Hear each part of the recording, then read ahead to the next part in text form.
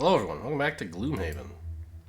I was just looking at our characters and I realized, I could have called him Tink, which I think is like why I thought of like the ink sound for like he's a tinkerer, right?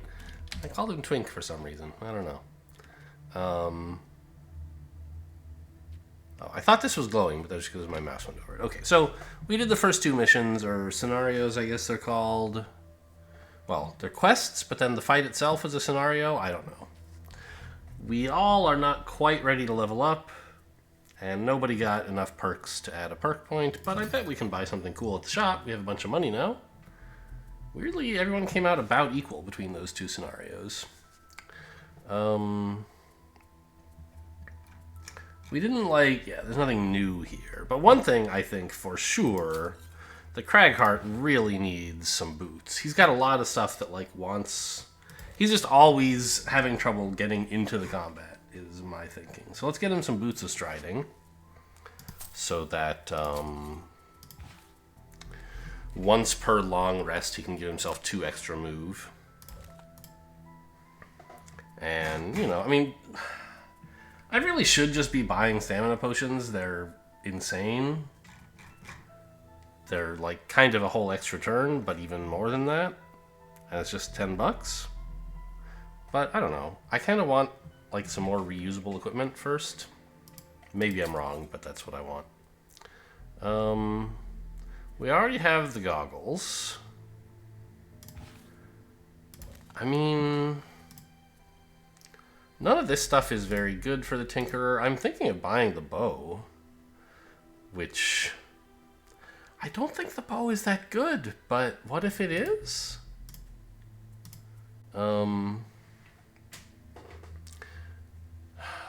Right now, Cragheart is our best way of dealing with enemies who have a bunch of armor, right? Because he has some effects that make people suffer damage, rather than attacking them, which their shields reduce. He has ways to make them just suffer damage, which is they just lose HP.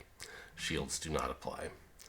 What's the deal with the Warhammer? It adds stun. Yeah, that's not very good for any of our characters anyway. I think I'll give him the bow. He does a lot of ranged attacks. Why not? So go ahead and take that. Buy it for Twink, please. Oops, this button.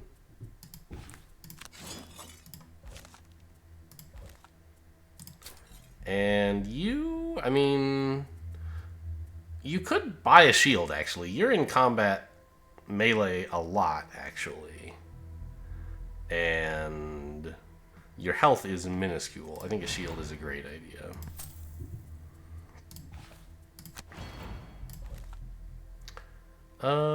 One other, by the way, this, we started out with these 2 mercs, 3 mercenaries.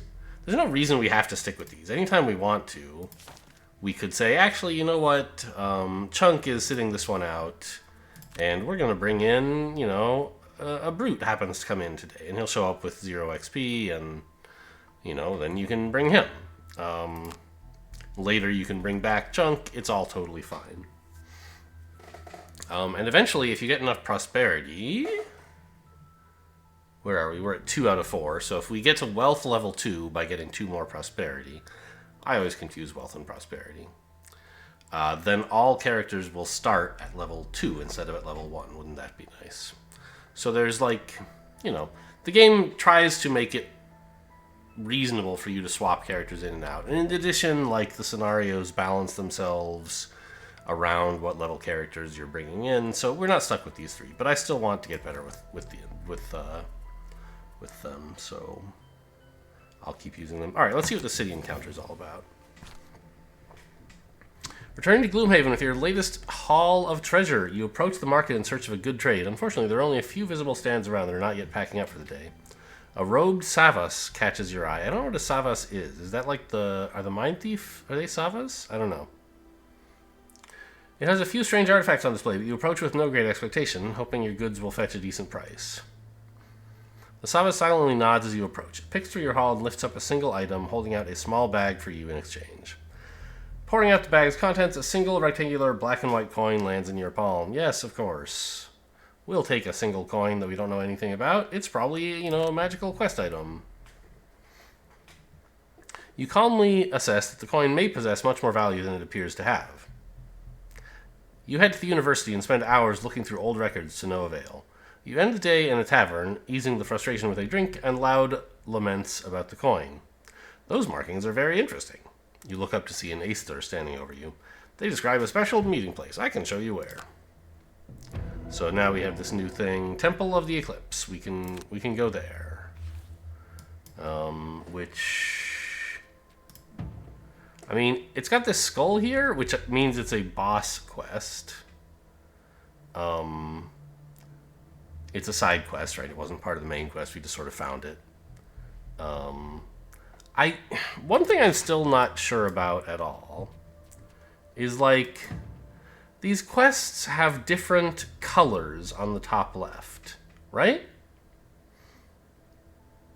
This one is, I don't know, red, brown, something like that. This one is green. This one is gray or blue? I'm not sure about that one. Maybe it's, I don't know. So I don't know what the colors mean. At some point I thought they might be difficulty. Because I saw some red quests that seemed quite hard, but I don't really know if that's accurate. Plunder an active volcano. That sounds fun. Flame demons, yes. So they have 3 shield innate, which makes it very difficult to defeat them with attacks. You have to have some other plan. The Cragheart, for example, can suffer damage. Kill all enemies. We have an Inox archer, a guard, a scout. Sure. Why not? Let's give it a shot. I should try to remember, what is everybody's personal goal, though? Your goal is just for a personal quest, I guess they're called? I don't quite know. Yeah, personal quest. Ah, you can conceal it! Because I knew this was something you were allowed to talk to players about if you wanted. I didn't know you could hide it. Okay, so this makes sense if you're playing multiplayer. But I think, you know, this is not something you really need to hide. I don't think. Maybe you could take one, like, I don't know. You know, someone has, like, accumulate 200 gold, right? Maybe they would want to hide that. Yeah.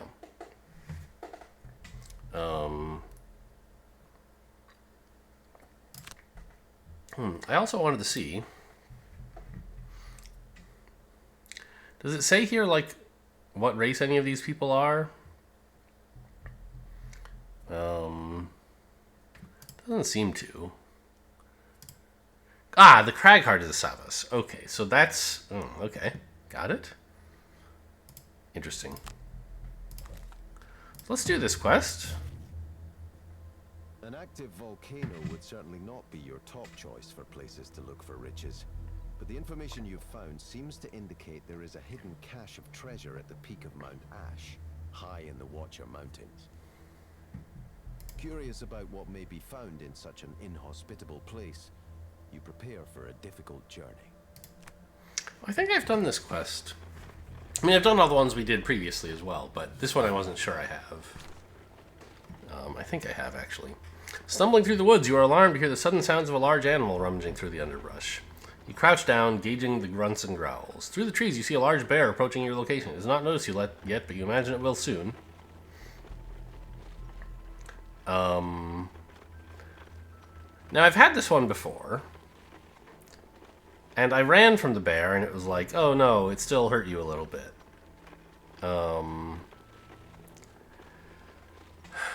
I wonder if, like, attack the bear, which seems very reckless, right?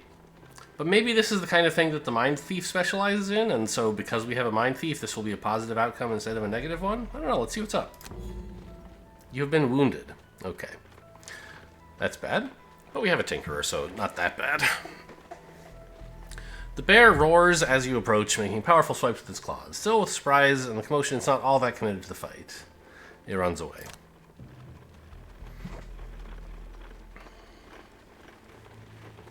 So that just means we're going to start this next scenario wounded. After a day of trekking through the foothills, you begin your ascent of the formidable volcano, praying with every step that this massive pot of boiling lava doesn't happen to start pouring out its contents while you're at the mouth of the spigot. The climb is thankfully short, however, due to many areas of shallow, rocky terrain. You reach the peak, hoping you'll be able to find the cache easily. But instead, you're surprised to find a primitive group of Inox, consorting with flame demons. They notice your presence as you crest the ridge. Amidst the heat and ash, you prepare for their attack. Oh, actually, I think the one I was thinking this was is a totally different... There's a different volcano quest, huh? So the one I was thinking of had flame demons and it was a volcano and you were looking for treasure, but like it also had earth demons and stone golems instead of having all these Inox and vermlings, so who knows. This will be new to me, I think. Kill an elite monster. Well, maybe. Have 5 or more cards left? Yeah, you have a lot of cards. You can try for that. And it's also something I don't have to remember because it's just kind of like play well and... Like, yes, you can bias your play towards it a little bit more by resting less frequently and long resting instead of short resting, burning less. But those are all things you want to do anyway if you can. Use no items. What are my items? I mean, I don't want to do that. Or have 3 or fewer cards. This is the kind of thing that's not that hard to arrange if you remember you have it, because you can just kind of stall. Assuming you're not, like, on the brink of death. Well, if you are on the brink of death, then you, like, don't have many cards, right? So you just accomplish this magically. And if you're not on the brink of death, you can stall before killing the last enemy, and then you accomplish this as well. So, like, this one is usually not that hard, as long as you remember to get it. And the other players don't sabotage you by trying to win. Die hard. Don't lose... Oh, that's going to be tough for the Mind Thief. Use your equipped items at least, 3 times? That should be a piece of cake. I have, like, a dagger and a shield. I don't think that the helmet counts as being used if you get critted. But I just have to use these, long rest at least once, and use one again. That should not be hard. Okay, but so we know that the kind of biggest threat we're going to be facing... I mean, all these guys are threatening in their own way, but the Flame Demon represents kind of, you know, a different axis of difficulty. The ability to get through a huge chunk of shields is important. So we should consider building our deck in such a way that if we have something that lets us do that,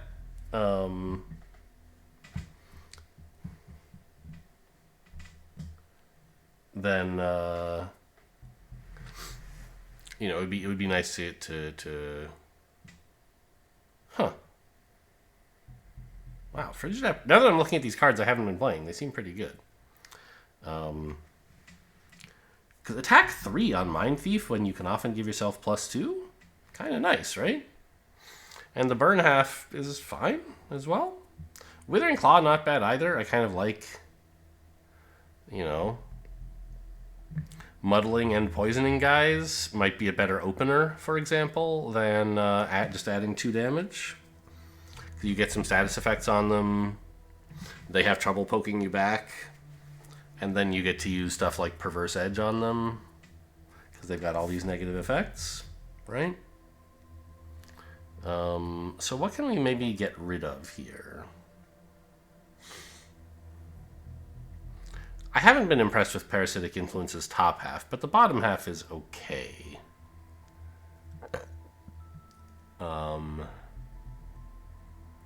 Flame Demons can fly, so walking them into traps is not so important. These guys, it would be nice to walk them into traps.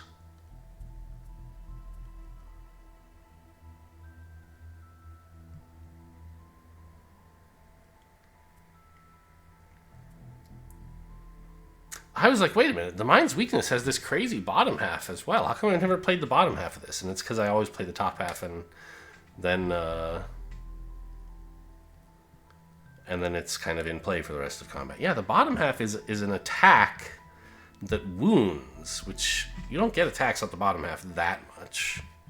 That's really nice. Maybe I should consider not playing the Mind's Weakness quite so eagerly. I think Gnawing Horde just sucks. I don't want the Plague Rat. The move 4 is nice, but, you know, if I'm cutting something, that seems like a fine thing to cut. Feedback Loop's top half kind of sucks. The bottom half is not bad.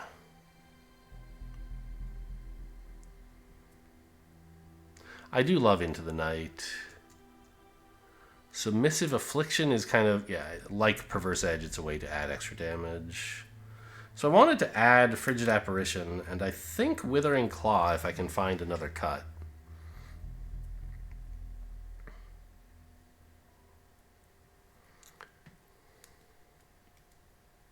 But you know what? Let's just leave it at that for now. One deck change.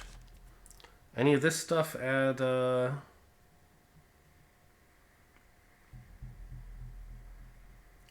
this is like going to do nothing, right? We don't have ways to make air, really. I don't know. Maybe one of the other guys can add it on rare occasions, but I don't think so. They make like ice and stuff. And dark.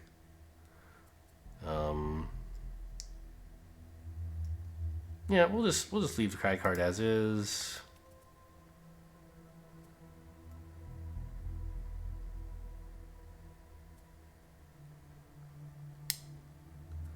Volatile Concoction.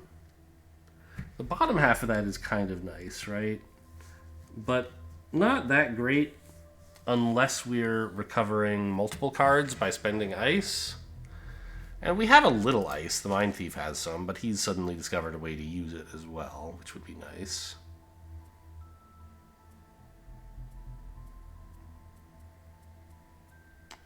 So like it would be kind of okay. But the Tinkerer is not necessarily adjacent to people that often. So I don't know. I think I'll just stick with these cards. And, you know, regardless of the outcome, we should be able to level up all 3 characters at the end of this, at least, so you can see what happens in level up. I say regardless of the outcome, because even if you fail a quest, you do keep the golden experience you found. And you can just try the quest again if you want.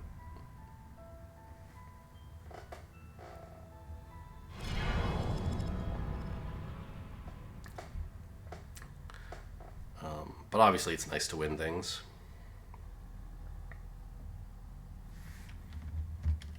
Okay, so what's going on here?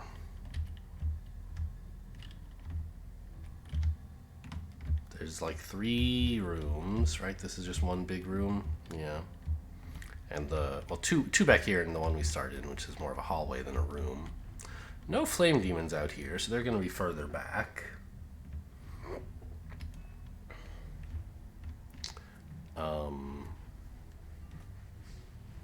It would be quite nice for the Tinkerer to go first and to have Restorative Mist to get everybody's wounds out. And they're going to want another heal for themselves, of course, which we have one somewhere. This is a bottom half heal, so I would need a top half heal for the Tinkerer themselves. I know there's one in the deck somewhere. That one's fine. Is there a smaller one I can use? Nope. Okay. So that's a good start for the Tinkerer.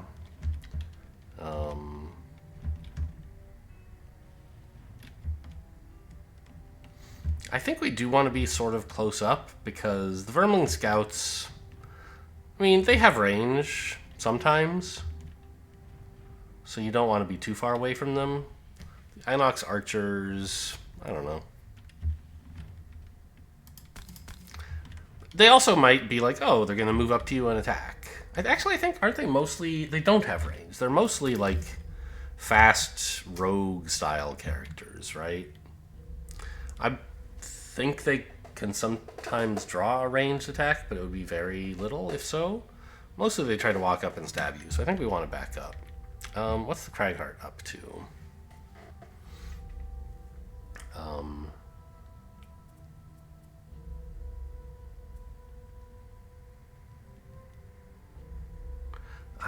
The range on Dirt Tornado, it always seems to me like it's bigger than it is. But even so, if he moves slowly, these guys will move towards him. Range 2, I mean, he can reach fairly far with this, and I would love to make the Earth, I think.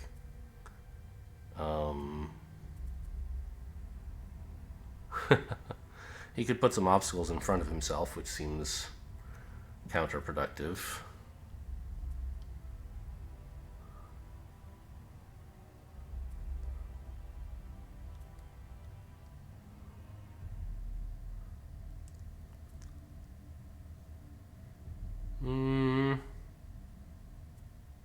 Where's that backup ammunition? That's a top half effect, right? So I couldn't use it with Dirt Tornado this turn.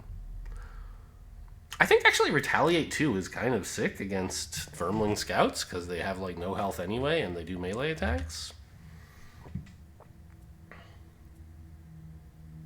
And his personal goal, battle goal, is to like run out of cards anyway, so I'm not that worried about burning too much.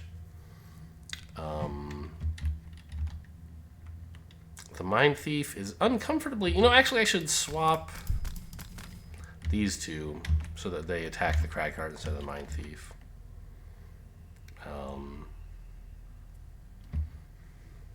Mind Thief wants to move slowly and put on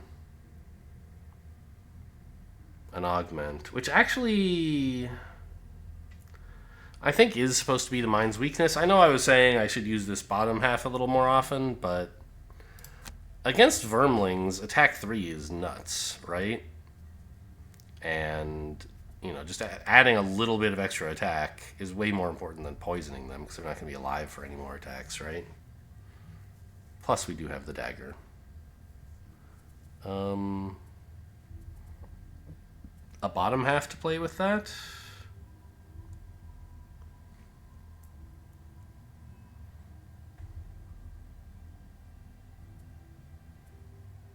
We could actually see if submissive affliction works. These guys will probably line themselves up to be adjacent to each other, right? We can get an attack in with that. And the top half of this is not going to be that relevant at the beginning of this combat, I think. Okay, we did it. The Tinkerer gets to go before everyone. Everyone else gets to go after the enemies. Yeah, they're going to move 4, or the elite's going to move 4, and the small guys are moving 3. Which means only this guy gets to us. That seems nice.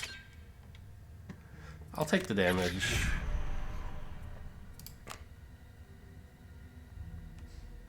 Yeah, and if we move forward at all, this guy gets to attack us for free, so we're not going to. Get rid of those wounds from the bear fight.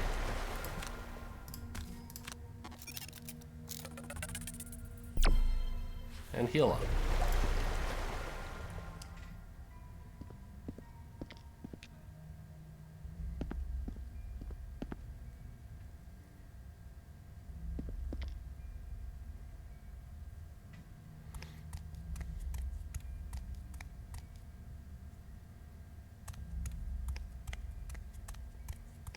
Oh, I didn't realize that elite could reach us.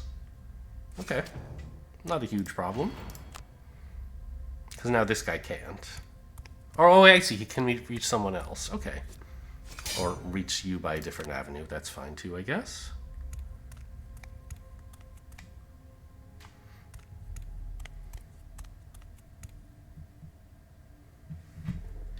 So,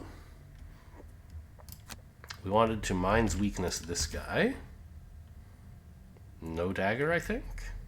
We want to use dagger for the big dudes.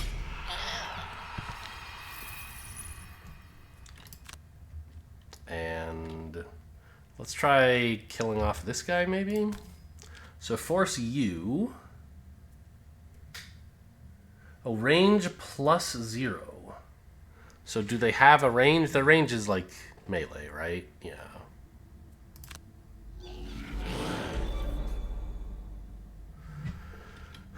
And I think I'd like to get this guy damaged more. No, this guy, because the Cragheart, I think, is muddling all of these. And so, I mean, on the one hand, 2 damage here would add up with the 1 damage from Cragheart to maybe kill this guy. But also this attack, too, might... Oh, no, this is an elite. Okay, we need to make progress on the elite. That's why I want to do it this way, I think. These guys still being alive is going to be less important because they'll be muddled.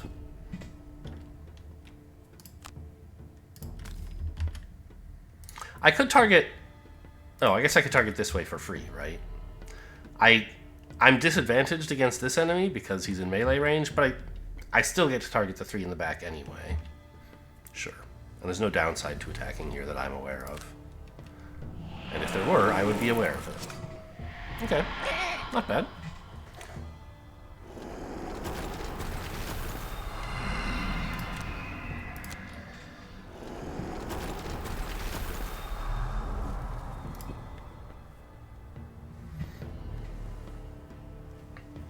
So, like, the Tinkerer could get a pretty decent net shooter in here if we had to, but I don't really think we do. Or an ink bomb or something, one of those kind of large-scale attacks.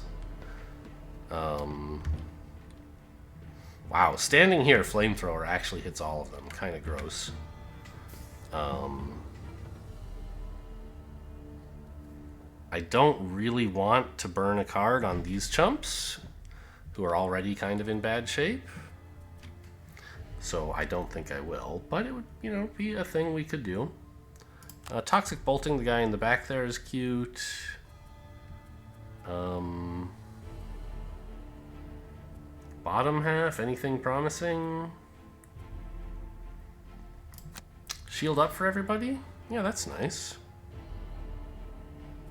Okay.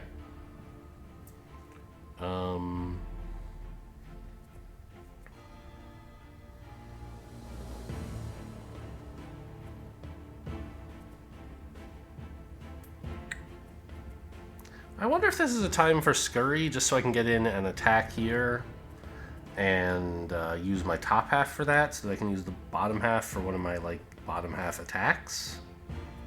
Where is it? Like, Perverse Edge. Right, we're not using the top half of this right now, for sure, in this round. We don't want to burn it that early.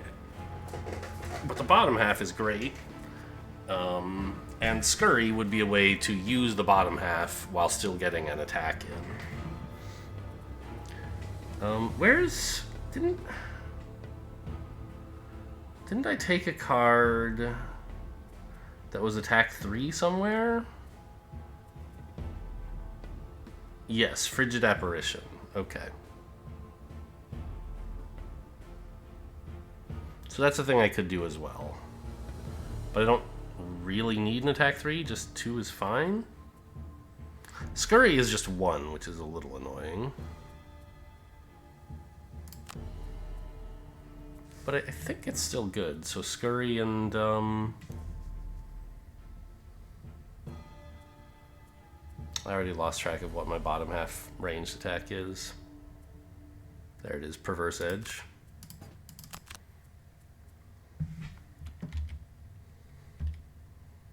To stun the elite would be nice.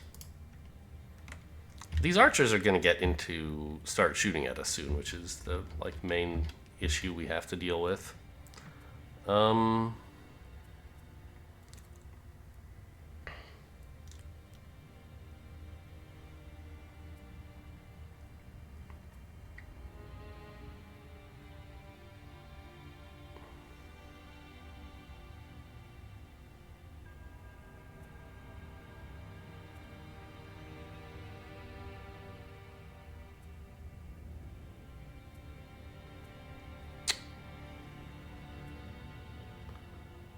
I mean, excuse me. Massive Boulder's pretty good, actually, right here. Yeah, it's insane. Target it right there. Wow.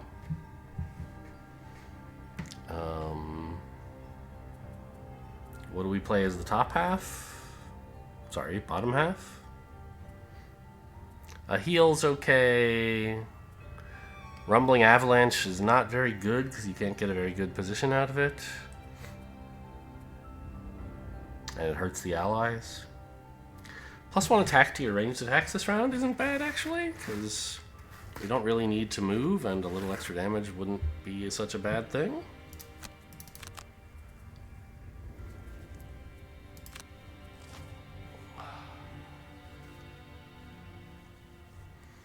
Okay, what's happening? Archers get to move 2. Does that... One of them will have line of sight on us, right? But it's only range 2, so they won't reach. Okay.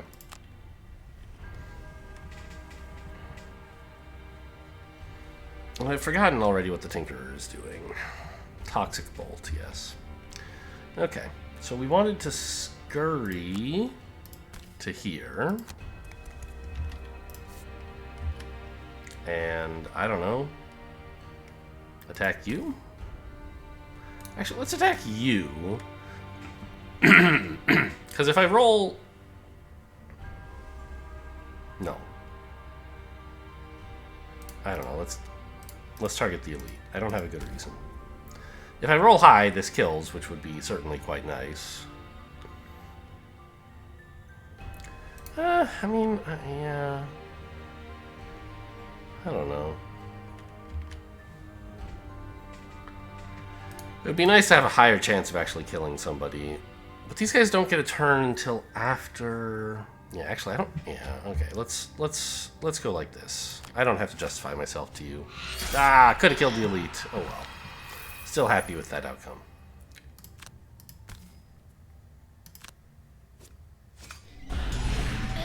Nice hit. Okay, pretty good turn.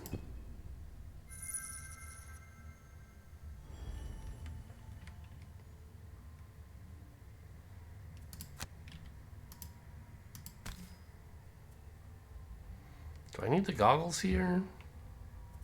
It would be nice to roll high. Then the Cragheart's suffer attack would actually be killing them. Because poison only applies to attacks, right? Yeah. Yeah, I'll see if I can get... Nice.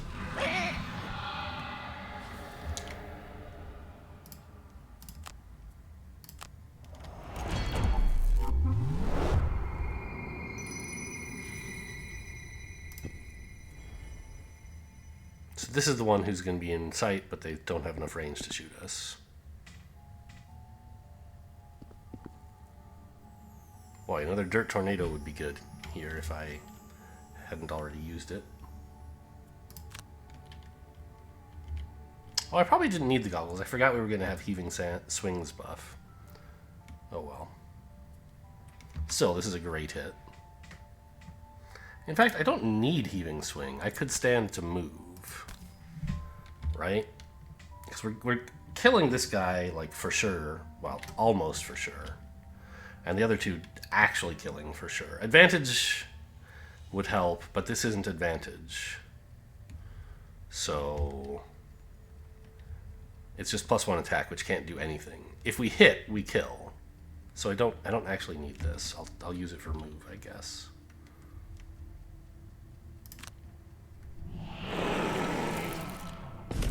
A miss. Unlucky. But again, using this card would not have helped. Gonna spend the boots to get closer to the enemies here.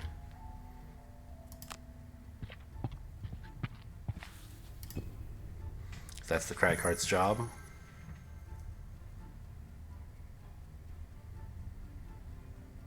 I didn't even look at what the Vermling Scouts were doing. I guess... Oh no, this guy was stunned, right?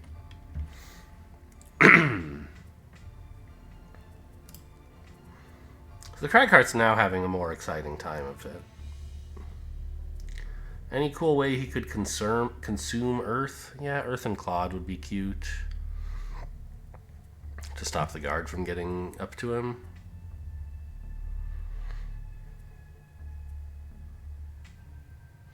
Crater is also fine.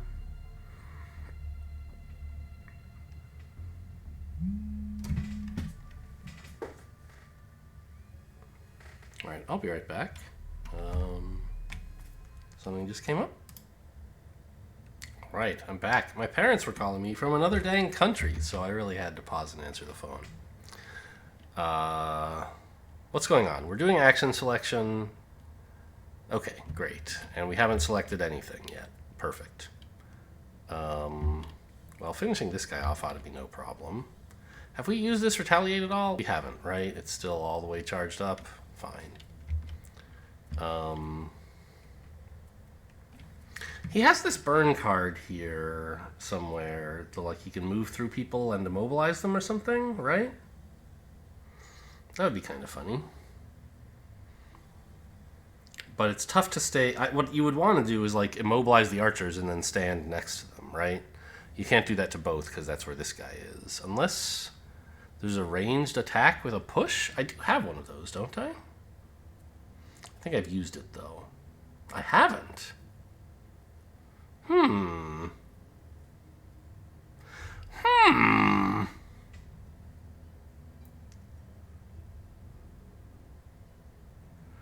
That's interesting.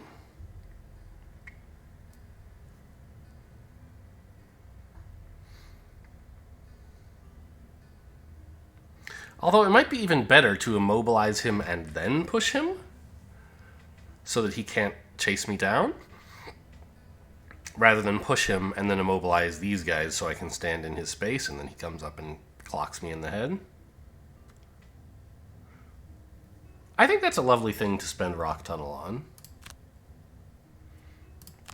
And we were looking at Crater. Now the problem is this is kind of slow. I might not get to go before them. But I think we'll get something good out of these anyway, right? What else could I do? I could use Unstable Upheaval to attack 3 to all of... Wow, actually. To everybody? That's not so bad. And it would be fast.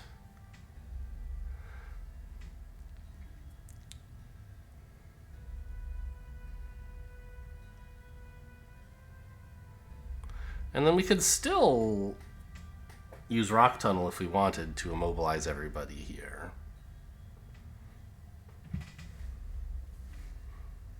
And up here or something, right? 1, 2, 3, 4 would be our move.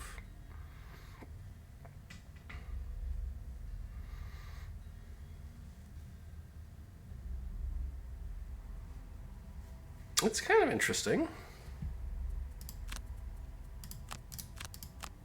Like that? Yeah, I kind of like that. Okay. Don't need any heals. A loot would be kind of cute. But maybe a little greedy. Where is that, by the way? I have it somewhere. Scurry. I've used... No. I know there's a loot one somewhere on one of these. Oh, I see. It's the top of Into the Night. Right.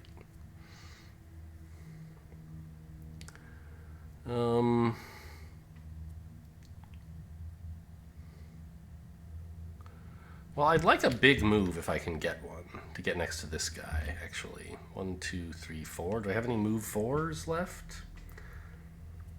I have 2 burns that move 4, and I have this one. Okay, I guess I'll feedback loop then to get up to this guy. And what top half do I want with that? Frigid Apparition. Ooh, there's ice even. Nice. Try to act fast here again. And the Tinkerer, whose goal is still just to have a lot of cards, right? Cragheart wants to spend cards. Tinkerer wants to keep them. Mind Thief wants... I know I can look, but I should remember. To use his items, right? Yes. Okay, well, healing the Cragheart would be kind of a nice thing to do. And I have some heal somewhere, don't I? Maybe not.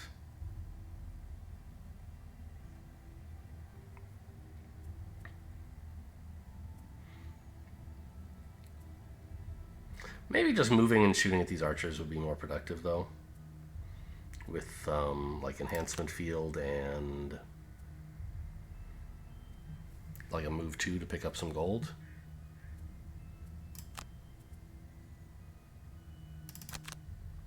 Okay. Great, we all get to go before all of them. The Cragheart gets to go first, which is quite nice, because... Oh, I didn't realize I was burning 2 cards. Maybe I did realize that, but I forgot. That's a little greedy. Well, we'll see if it's necessary. Yes, spend the earth, please. Pretty good value, right? Oh.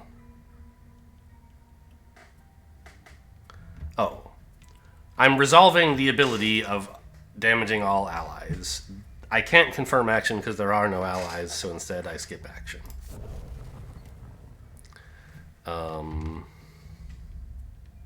So what are the enemies doing? Like, how good is immobilizing them? It's actually not necessary. They're not moving anyway. Except this guy who's only moving one. So as long as I just stand still. Or actually even come down here, maybe? Grab some gold? Sure. It means this guy doesn't have disadvantage against me, but that's fine. Oh, I guess I don't get to retaliate that way. But I don't know. It makes space for someone else to stand here, which might be nice. How far does line of sight reach here? It reaches like this line, but not this line. Okay.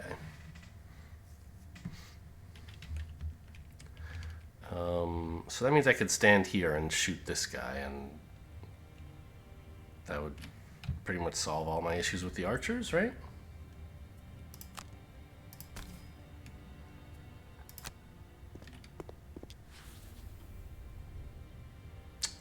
I played the... Oh my god, I meant... Restart this round. I played the wrong card for my move, too.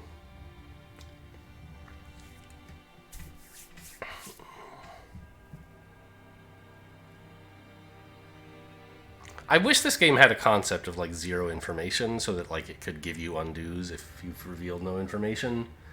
And often I want an undo even if I have new information, because I'm like, okay, that information isn't affecting it. I just, like, made a misclick or something. But, like...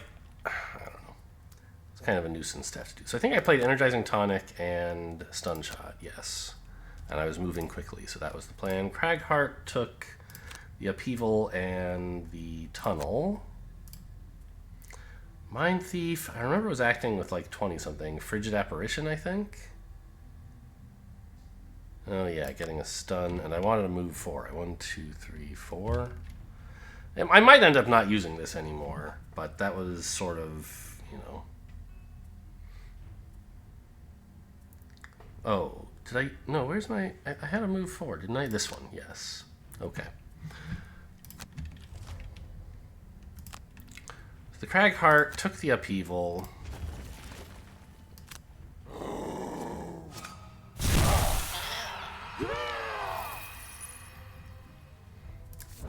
Don't affect allies, and then back up.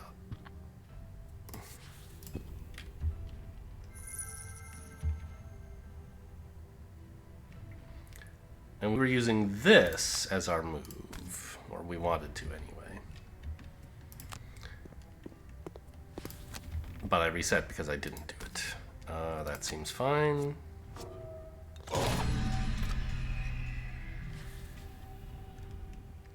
Didn't kill him, which is about expected. But he's not going to attack us, and that's what counts.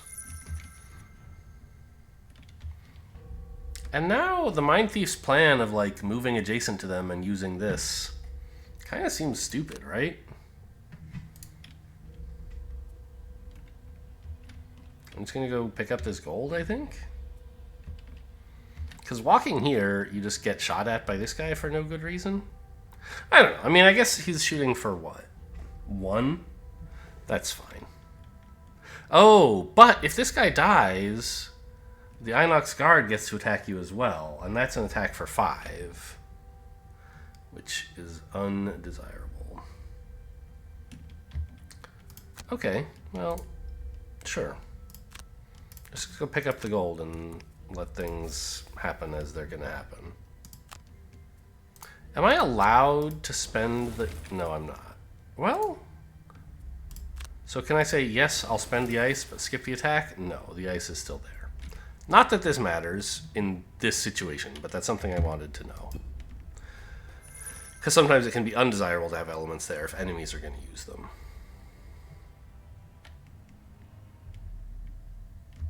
What? Oh, yes. Moving here is within his range of move 1, but it doesn't get him closer to us, so he didn't want to do it. Sure.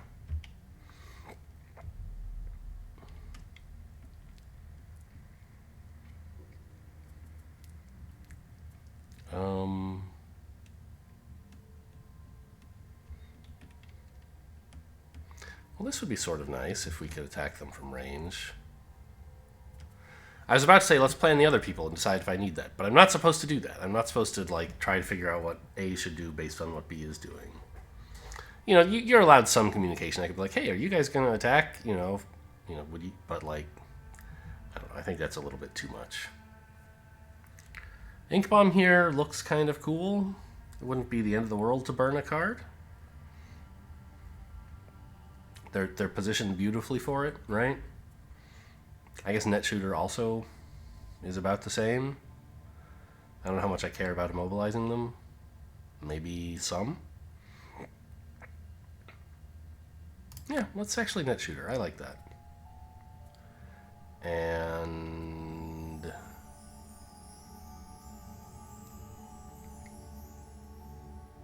sure, I'll heal the Cragheart. Can we find an excuse to use the dagger, please?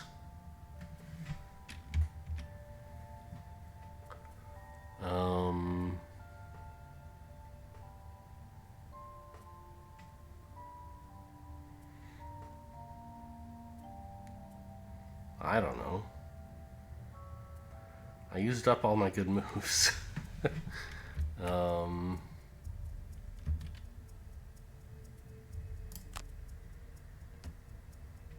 Sure, whatever. Now, Rumbling Advance is the move I kind of want here. It's not incredible. It would be nice if I could get to this space. Maybe I will be able to if, you know, this guy happens to get the kill. But even if I don't, if I wind up here, it's like fine.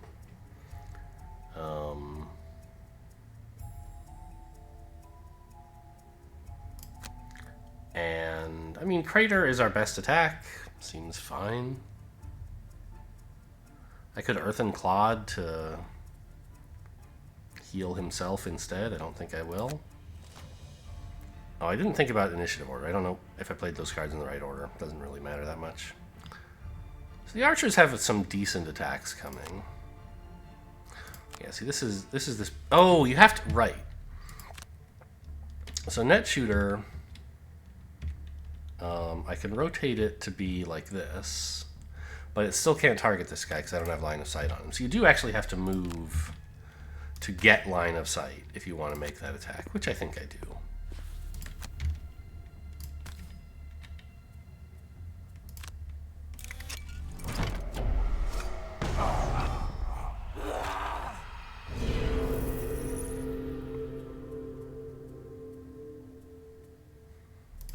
And now, I mean, it's a little bit like, you know, the Cragheart doesn't really want to be in the middle of all that, necessarily, maybe.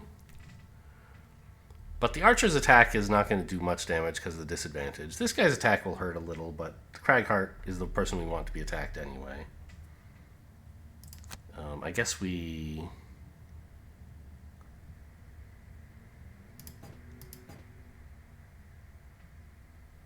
Why is this guy not in range? I mean, I don't have line of sight, but why is he lighting up if I don't have line? If I can't attack him, a little weird. I don't know. I'm gonna attack you. Actually, maybe I shouldn't use Rumbling Advance because they're immobilized, right?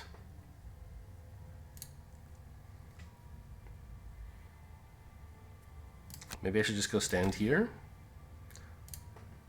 That generates Earth, but hurts the Tinkerer.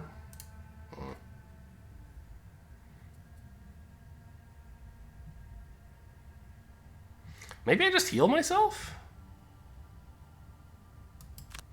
Yeah, I'm suddenly realizing that's better than attacking here.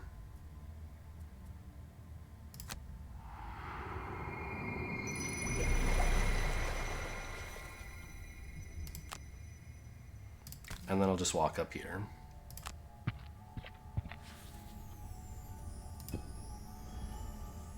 The archer gets a shot, but he was going to get a shot on someone anyway.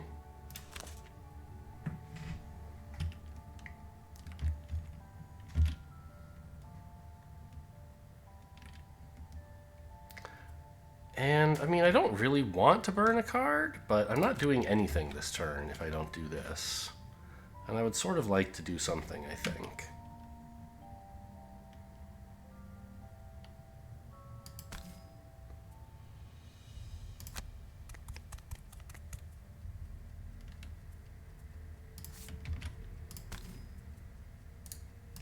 You know what? I can take a little damage. Let's get this poison in.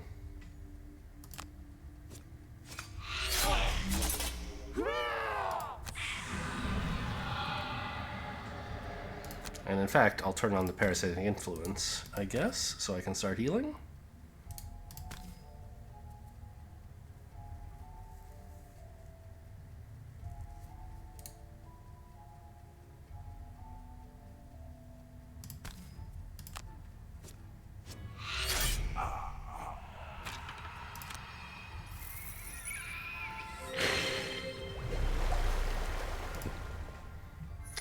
Maybe I should have attacked this guy because the retaliate is less important to me with my healing than it is to the allies.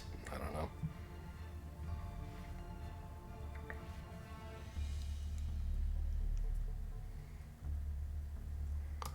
So enhancement field is a likely kill there, but it's rather slow, sadly. I think after that I just want to get moving. You just have these 2 cards. I don't see any big reason to rest early, so let's just play them.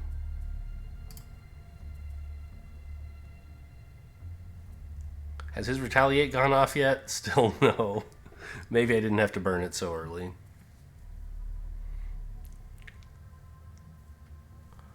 I made the earth, so I can actually immobilize this guy.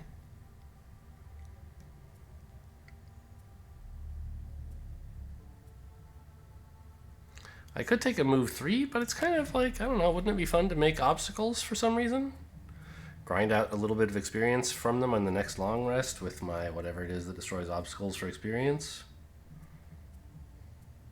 Rock tunnel. Yeah, I think that seems fine.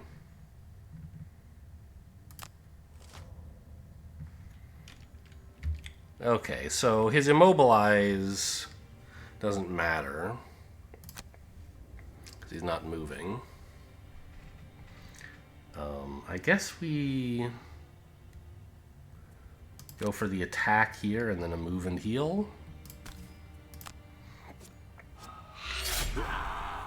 Oh, wow. Nice shot. Confirm targets. Target for what? Oh, myself, for healing.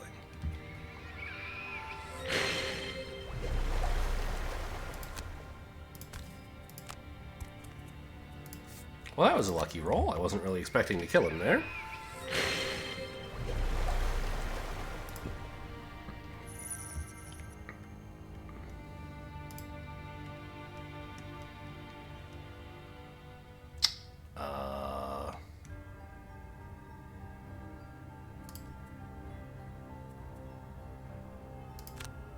I mean, it suddenly seems like I should just move rather than make the obstacles.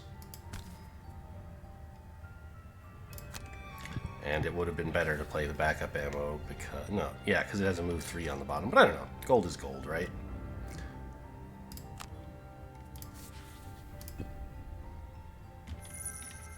Okay, first room managed pretty successfully, I would say.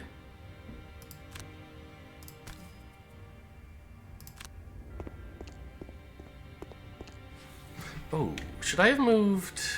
No, I don't have the card that lets people pick up their discarded cards. It would be too late anyway.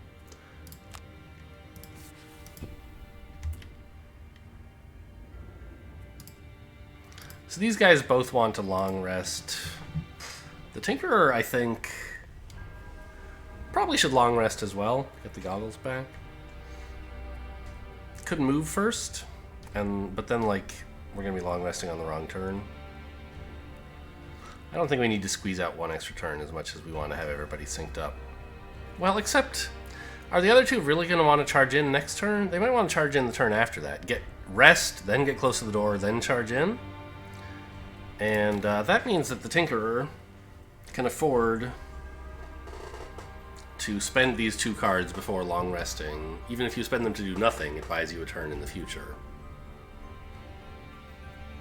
And kind of puts 2 cards in your hand next turn, you know, or on the turn we move in a way. So let's just spend both of these for no effect.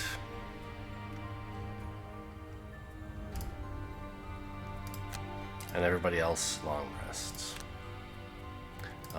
We could consider discarding Parasitic Influence here to get it back in the deck instead of on us. But the heal's kind of cool, right?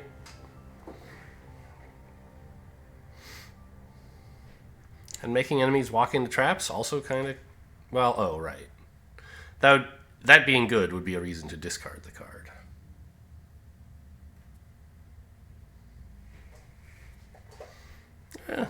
I'll just do the obvious boring thing and not discard my active buffs.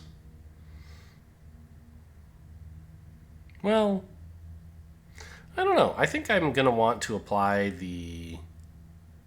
Well, I was going to say I'm going to want the Mind's Weakness back for bigger attacks. But I like the bottom half of Mind's Weakness too, right? So I think this is fine.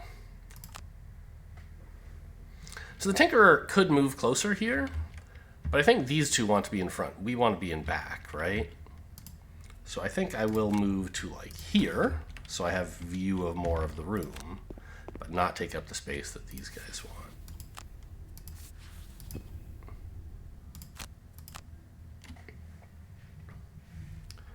Well, it's a good thing he's the one who wants to spend all his cards, because I've spent a couple.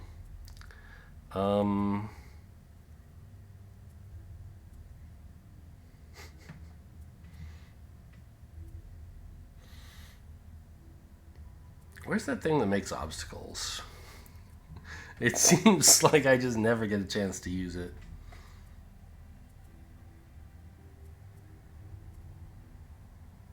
Avalanche, yeah. It's pretty strong as a burn card attack, obviously.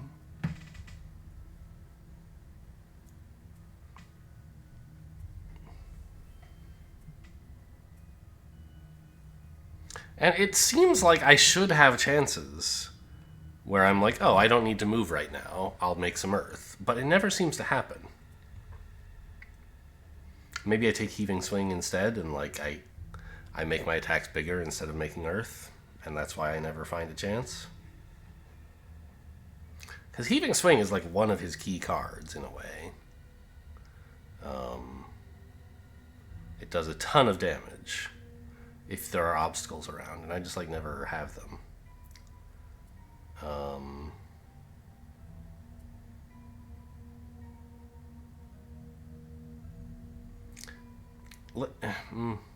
Let's get rid of Earth and Clod. I don't know.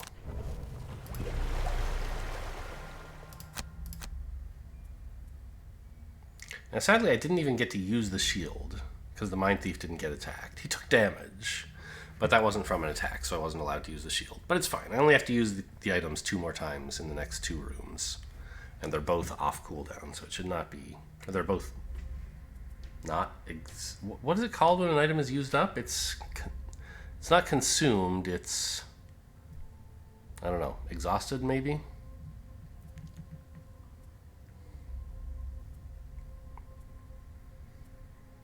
I love Scurry. What a card.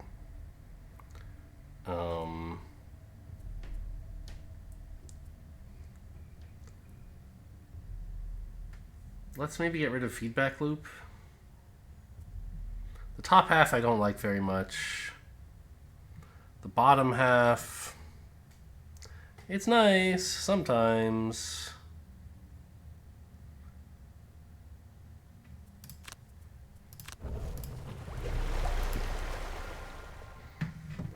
Now the Tinkerer gets a long rest, and these guys prepare to move in. Do them in order, I guess, not that it matters. What are 2 cards I don't want in this room? Boy, we really only have 7 cards? Oof. It already feels dangerous. I mean, we could do the Scurry into the Night thing to break in right away, I guess.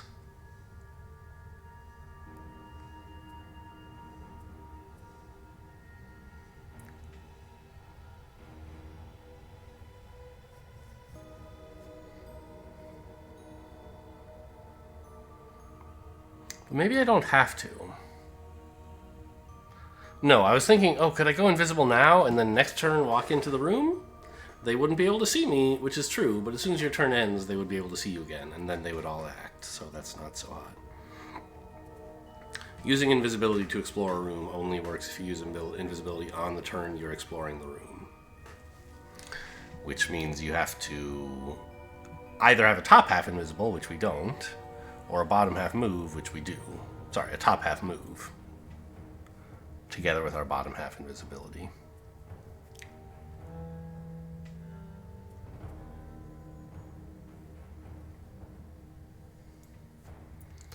Let's like empathetic assault, I guess.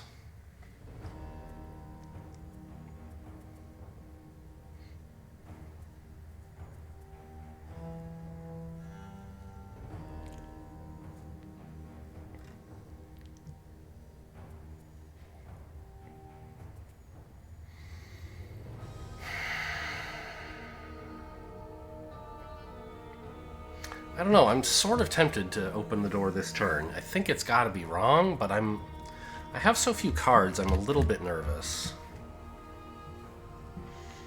Right, we started with 10 cards, which is 5 turns per, like, cycle. We took 5 turns to clear out this room, but we burned 2 cards, one of them resting, one of them actually spending, and the other one we put on as a buff, so we only have 7 cards, which is like 3 turns. Maybe the Tinkerer can help with that. We have some, like, pick everything up, don't we? Yeah. Reinvigorating Elixir could buy us a lot of time. Like 3 turns.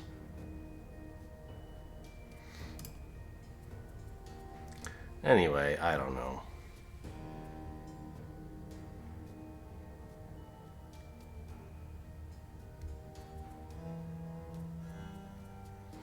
Where's the card I have that creates ice?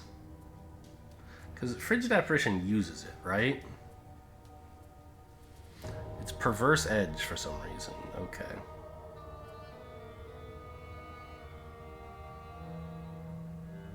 So I guess I'm probably not getting ice this cycle. Really? Not getting to use it.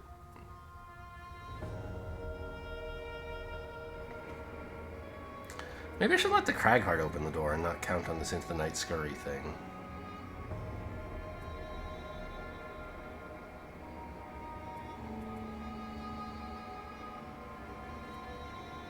Actually, even if I don't get ice, this is a good card.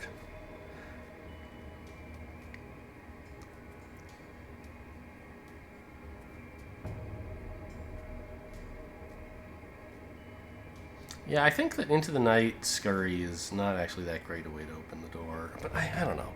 I'm just going to do it now. I'm going to go open the door, because otherwise I'm wasting cards, and I just want to get in there.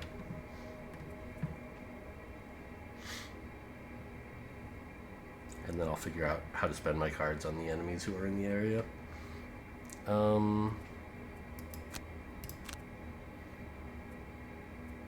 I could Avalanche, make some obstacles, but I'm pretty sure I want to move, right? Don't I have a move 3 lying around somewhere? Here's a move 2 that makes Earth, but it would hurt the Tinkerer. I think that would be okay.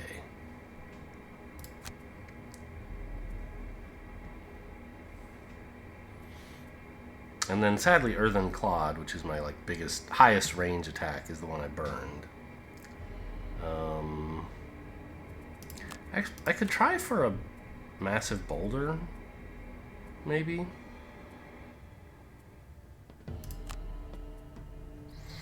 Hope the enemies move close enough that I can reach with that. They probably will. Oh, they won't, because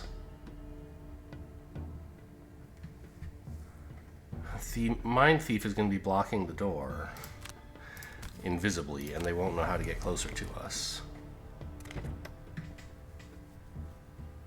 Okay, what's going on here? We can actually attack if we want. Yeah, here's the fire demons. So what's everyone doing? Inox Archer. They will move to get a shot at the Tinkerer, because the Tinkerer is who they'll focus on. So the way the enemy AI works, basically, is the closest enemy to them, the one they can get to with the fewest steps, is their focus. And there are various tie breaks and corner cases, but that's the idea. Then they try to find a way to attack their focus efficiently, which means, like, you know, not in melee range if they're an archer, basically, that uses the fewest moves, and they try to move there. And if they can't move there, they try to move towards their target.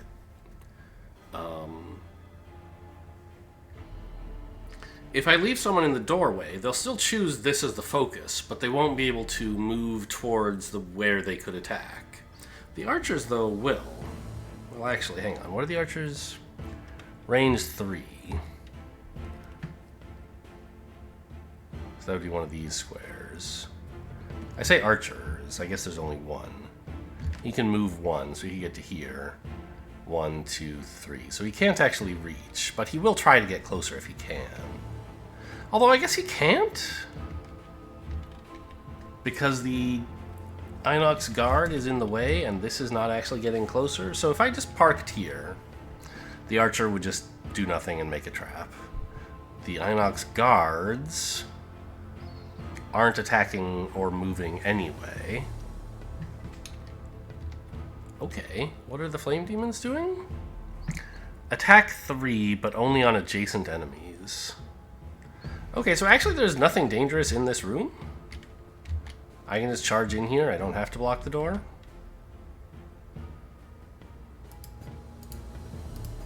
Oh, I was confused. I was like, I thought I only had enough move to get here. And so I was like, that's what I was going to do.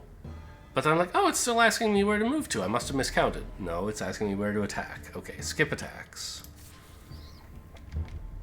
And I will become invisible.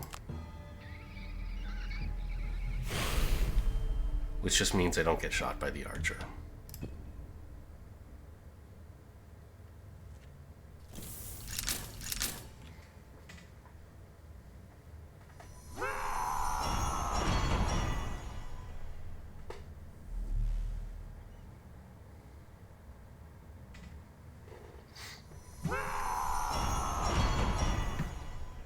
Now remind me how we were going to kill these flame demons?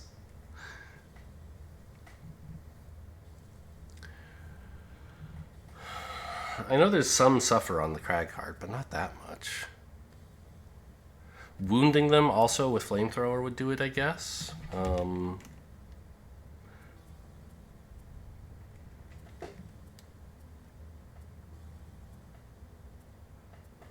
Yeah, you don't have any way to hurt them. I know there was more here, right? Somehow?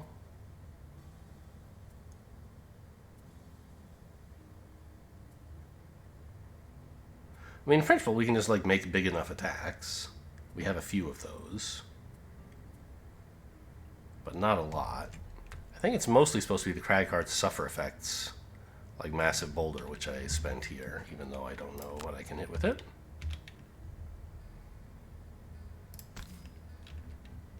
You know, it turns out I can hit something. Ooh, hang on. I can hit 2 of these guys. That's sort of nice. With the boots. Yeah.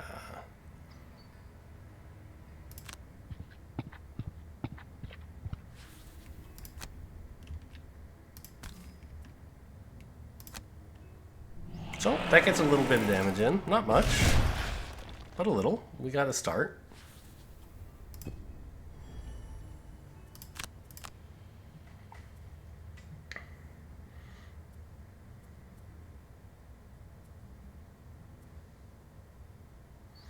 Restorative Mist might not be that important.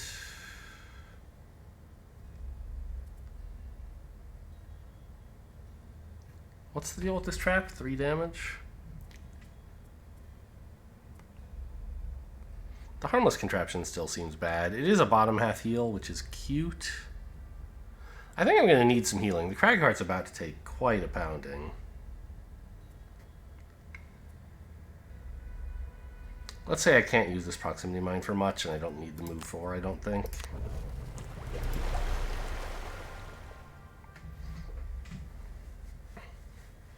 So the Mind Thief still wants to move slowly, of course. So he can remain invisible as long as possible. Now, there is a little bit of desire to move quickly, because you could get an enemy to walk into this trap. Wouldn't that be funny? But you can probably do that anyway, right? This archer is not likely to move. I can walk him into the trap if I have to.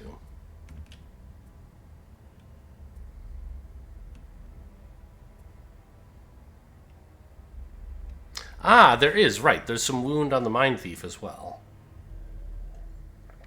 As a way to deal with these flame demons.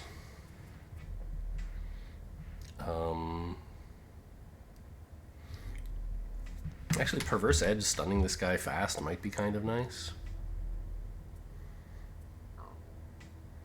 But I don't have a good ranged attack to follow it up with, so my top half would be kind of wasted.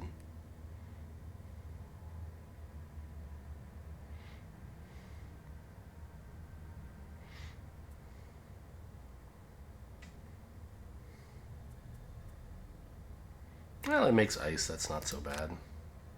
Maybe I'll just do that slowly. Stunning them for next turn will be about as good as stunning them now, right? Yeah, and let's get that +3 attack back, maybe. Sure. Now, how am I supposed to, like, get over and deal with these guys? Because that's what I feel like is most important.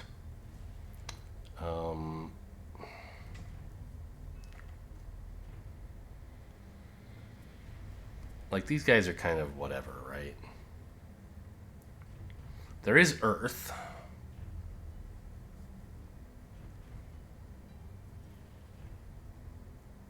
Ah. Crater. Yes, that's what we're supposed to do. 1, 2, 3, 4. Over 4. Hurts the Mind Thief a little. Not that big a deal.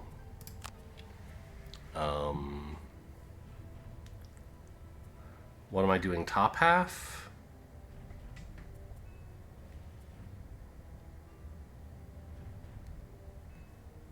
Maybe a Dirt Tornado to... It's only range 2, huh? Muddling these guys is fine, I guess. Okay. This is not very fast. I would like to go faster if I can.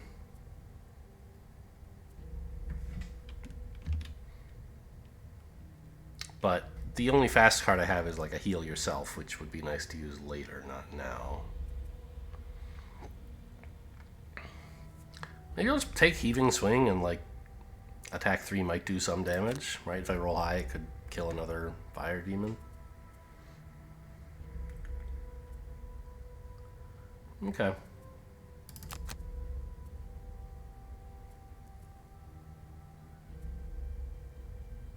I don't know. I think the Dirt Tornado is just more useful. And neither one of them is particularly fast. Tinkerer, you got any plans? How many cards everyone have left? A few. So we don't really want to use the Reinvigorating Elixir yet.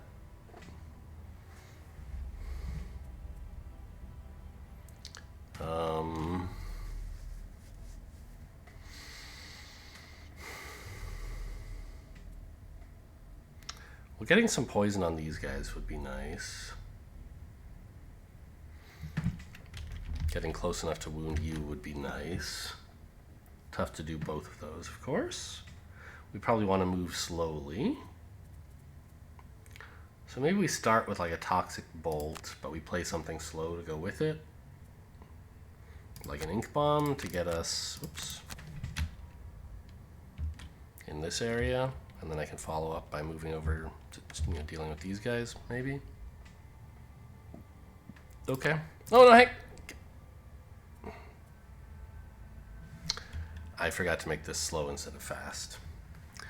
Okay, you were playing Perverse Edge, Mind's Weakness, Crater, Dirt Tornado, Toxic Bolt, Ink Bomb. I think this guy's cards are the ones I'm going to have the most trouble remembering. Perverse Edge, Mind's Weakness. I'm going to restart the round in a sec. There's like a cancel button, but you can't press it because like it just confirms instantly.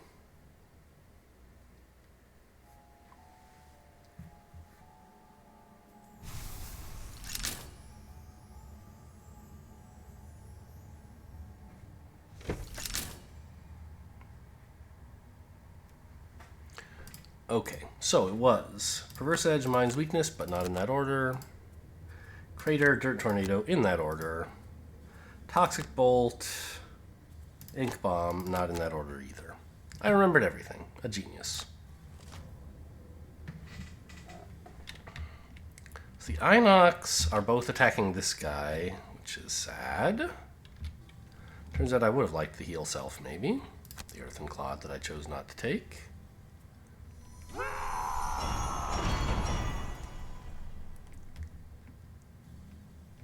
Oh, I guess only one of them's attacking him. That's not as bad.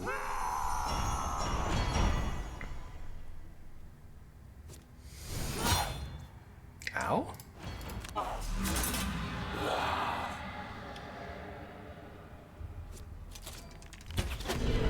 Lucky miss. Oh, also, if these guys ever draw non-ranged attacks, or if they're immobilized for some reason... Oh, maybe instead of Crater, I should have considered, like, taking the Immobilize effect, because then his Retaliate could kill them, maybe. But okay, I mean, this was... Yes, hurt the Mind Thief, very funny. Wait, he's oh my god, they immobilized him. Am I still doing this? I need to think about whether I'm... Okay, yes, take the damage. Yeah, this sucks. I'm just hurting the Mind Thief for no reason. Okay, yes, resolve this. Yeah, I understand. I'm gonna play the card still, because I didn't know, I couldn't have known I was gonna be immobilized, but I don't want to resolve it.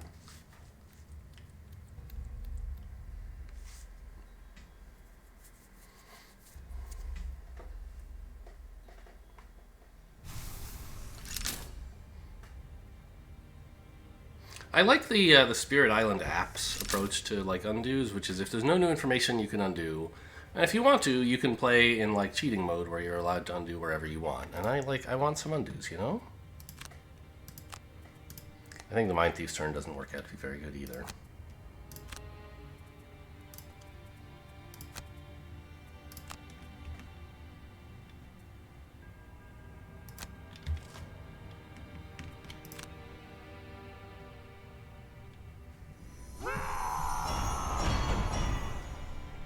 Yeah, the Immobilize is really rough. But there's just no way he could have gone faster than these guys. I guess if we had had the Mind Thief move very quickly, the Archer would have shot the Mind Thief instead of the Cragheart.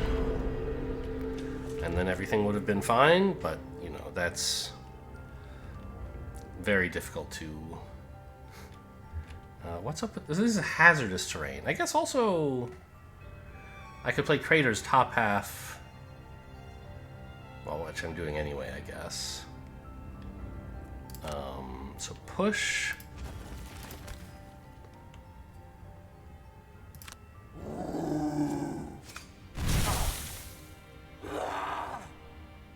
Was that advantage or disadvantage? Why did I have either of those things? I shouldn't have either of those things, right? I wasn't muddled, I wasn't... Was I? I wasn't strengthened? I don't know why that had rolled twice.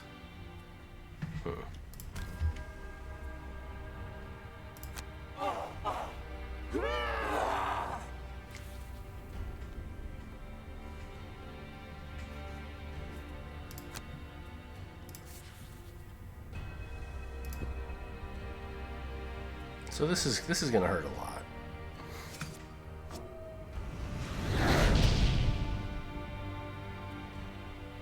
Take 4. And we're gonna have to burn 2 cards here, I think. Die. Well, burn 1 card twice, I should say, to be more clear.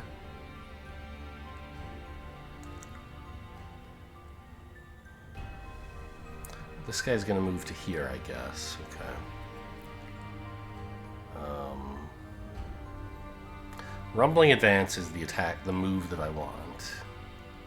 Well, no, I might want Rock Tunnel, because I was saying how cool it would be to immobilize them and then make them attack me anyway. Rumbling Advance is the top half I want, though. So I think I'm burning Heaving Swing and Avalanche. Sure. Assuming that I get hit the second time. He could miss.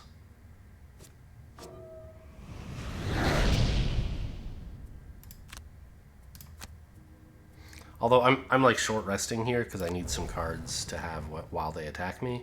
Yeah, this is pretty gross. The Tinkerer maybe should have healed, planning for this eventuality. I forget how much damage these guys dump out. And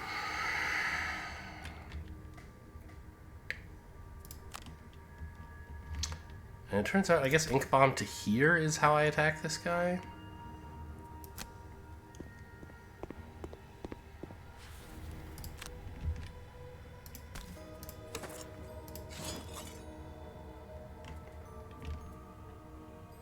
Is this what I want to use the goggles on? It might not be. Maybe I'll get a good flamethrower.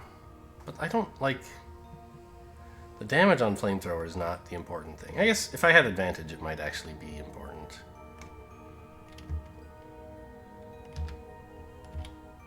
Okay.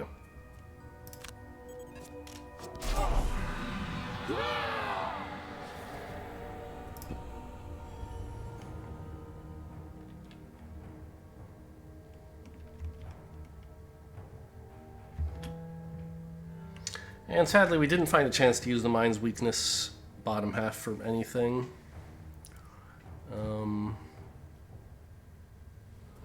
Could make some ice and attack this guy and stun him, and then just move.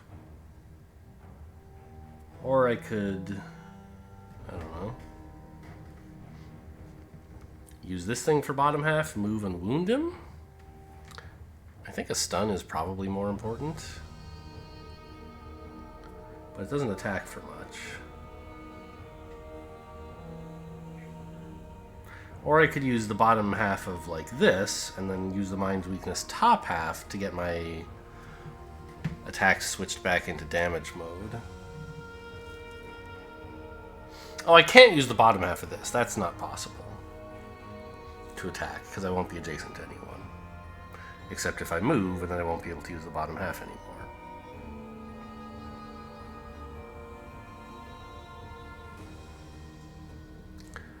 Let's just stun this guy, I guess.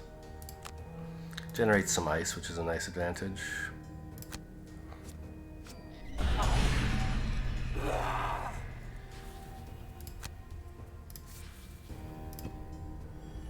Okay, things are looking a little bit bad for the Cragheart. Oh. This might be a great time for the Tinkerer to let him pick back up all his stuff, right? Because otherwise he's going to have to short rest burning another card just so he can, like, not get absolutely roasted when they attack him.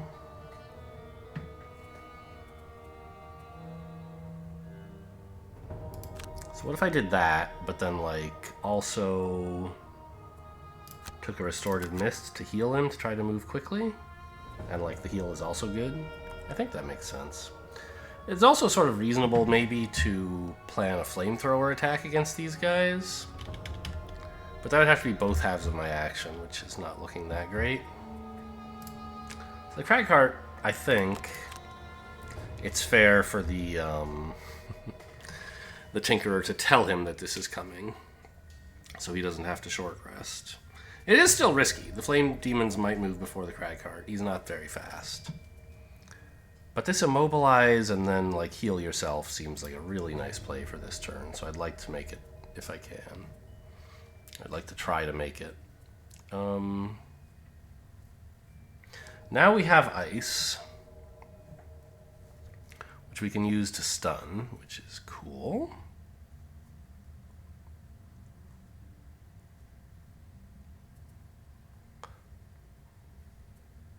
We have to be adjacent, of course. The only enemy I can really get adjacent to is this guy, so I think I want to move slowly and try to let him use up this stun and then stun him again.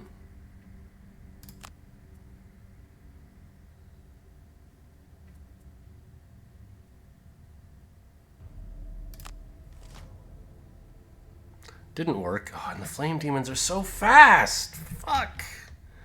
Okay, but they're going to attack mostly the Tinkerer, at least. Okay.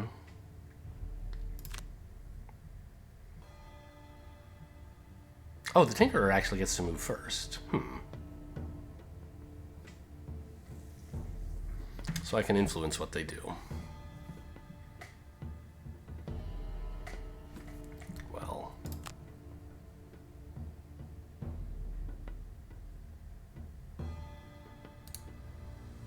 I mean, I guess I could move and heal. So here's I mean, okay. If I stand still, these two attack me, right? Which is not that bad. And one of them attacks the Cragheart, which, you know, not that bad. What's happening with everyone else? The Inox Guard is stunned. This guy, I assume, wants to get off the hazardous terrain. I don't know what their AI says about hazardous terrain. If they can't find a way to get closer to me, he might just not move and then die? I don't know how that works. The archer's gonna shoot the Cragheart, I guess. But no, he's gonna move, so maybe, yeah, well. Anyway, it's not totally unreasonable, maybe, to heal the Cragheart twice, but I think it probably is actually unreasonable.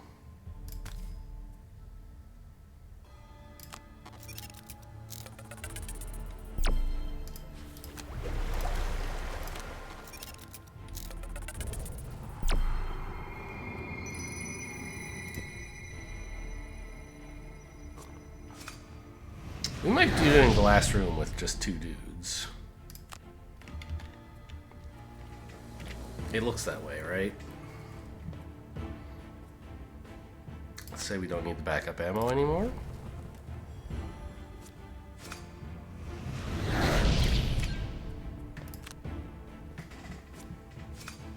Ow? Burn a card, I guess. Contraption?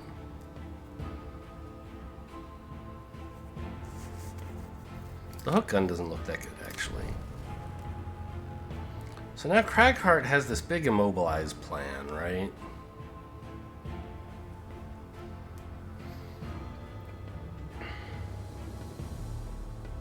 I think.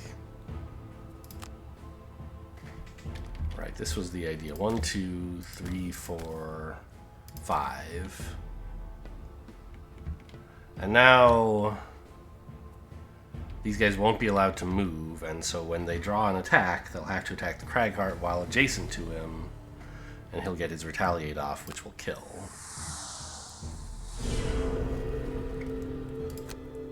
And he's giving himself some health, so he can maybe, like, survive that.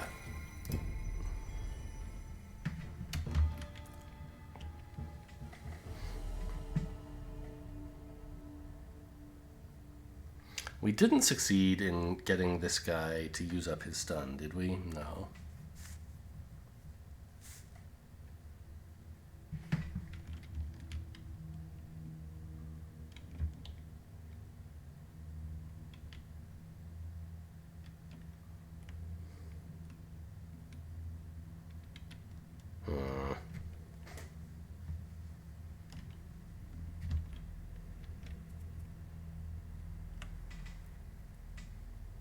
This guy wants to move forward and attack the Mind Thief, huh? That's not great for me. Oh no, he's stunned, so no problem there.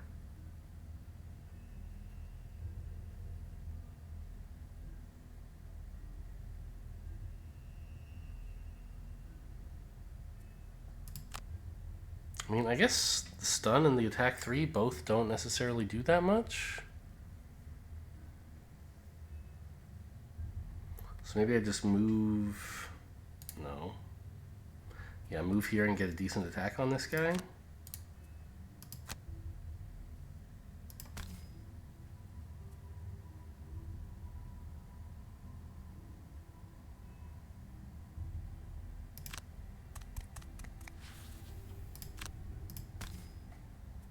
He's already poisoned, no need to use that.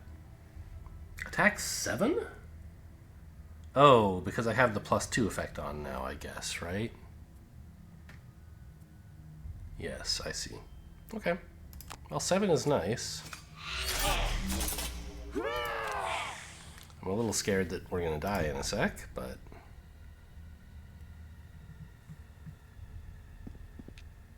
Okay, he did get off of it. I guess because he saw that this square is a way to... Oh, come on. To get to a position where he could attack the Cragheart in the future. I see.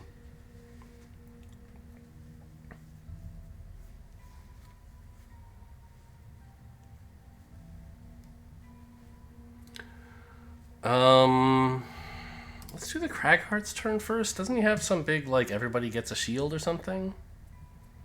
I guess I burned that.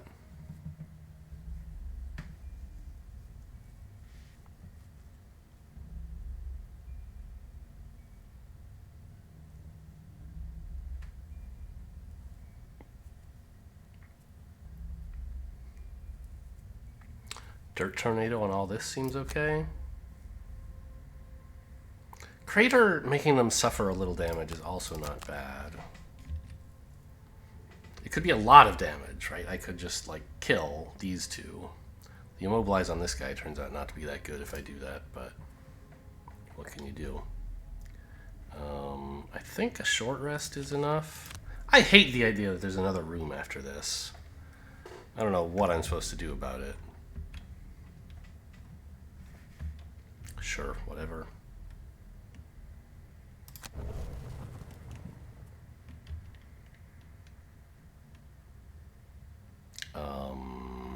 Attacking this guy again seems dangerous. Where's my healing effect? Parasitic influence? Yeah, it looks kind of nice now, doesn't it? Problem is, if I attack this guy with it, I'll just die. I guess if I just attack him with what I have now, he dies? Right, I can attack for 4 by just playing any card's top half.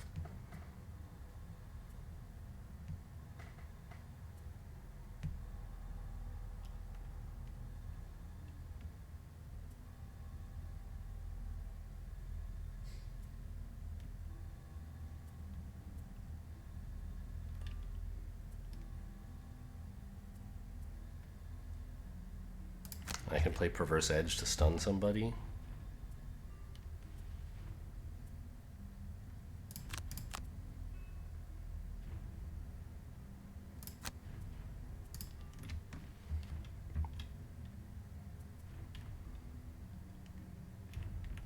Would sure be nice to heal the Mind Thief somehow.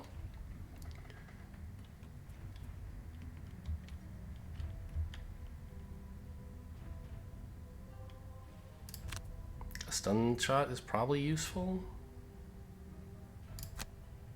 Shielding the Cragheart might be useful.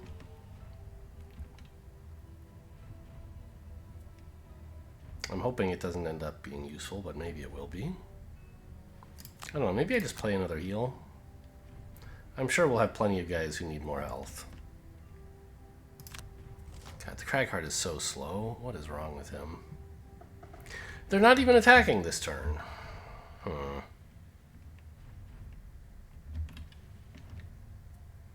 Okay.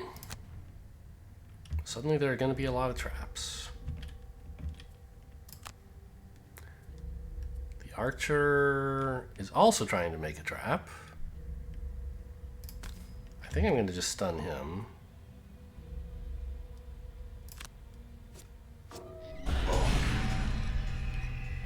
And then try for a...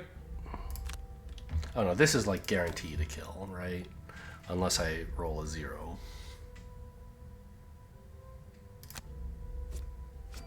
Oh, you fucking fuck. How dare you? Okay, well, that's life. It's a very, very bad life, in fact. I'm going to have to burn another card when he attacks me.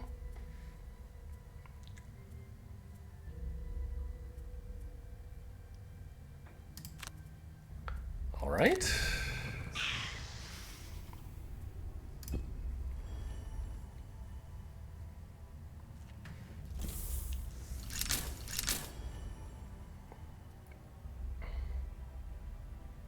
Oh, the other two couldn't make traps because they're only adjacent to allies and hazardous terrain. You can't put traps on hazards. I wonder...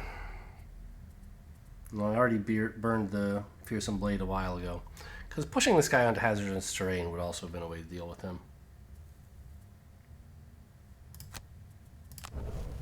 Doesn't seem like this side quest's going very well.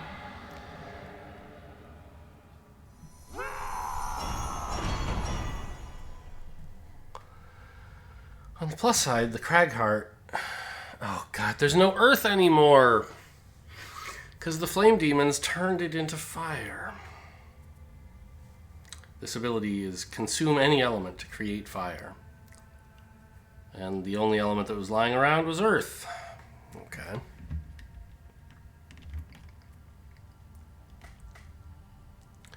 Well, I think it's actually not worth stunning somebody, I'm realizing now. I need to move. Oh, I see. I can move and stun. I don't want to be standing adjacent to Cragheart right now, because he's going to do a bunch of damage to everybody who's adjacent. So let's just stun this thing. I mean, the damage doesn't matter very much. It's going to do basically 0 to anybody. But here the damage might be a little relevant, and stunning him is good, I assume.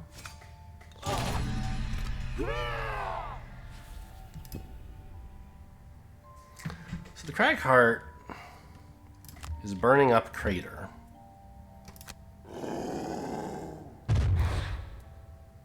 And then not moving.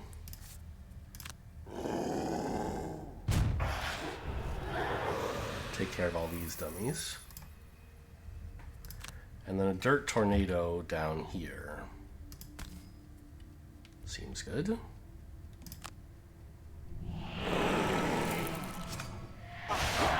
Nice rolls.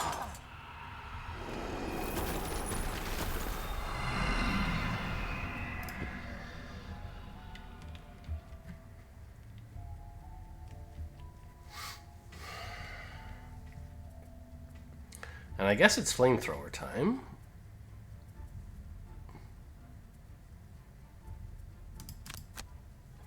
To get this guy started on dying. I don't even know what we're doing about him. There's my Into the Night Scurry combo. How exciting, I guess. Cragheart has to rest, and then this is his last turn. He doesn't have enough cards to do anything else. I mean, that's the one card I want, so don't burn it. Because now we can kill this.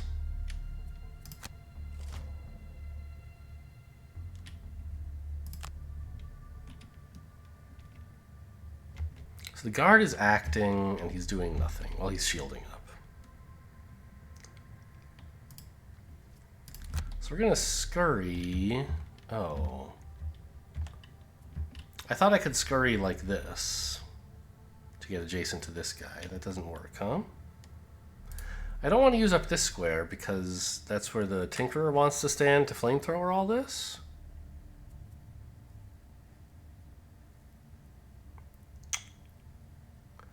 I guess the Tinkerer could stand here and just flamethrower the demon.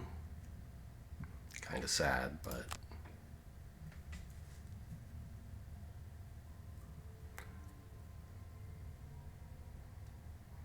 Oh, yeah, right. We don't want anyone visible standing on the square because the flame demon would get a decent attack. So I guess this is fine.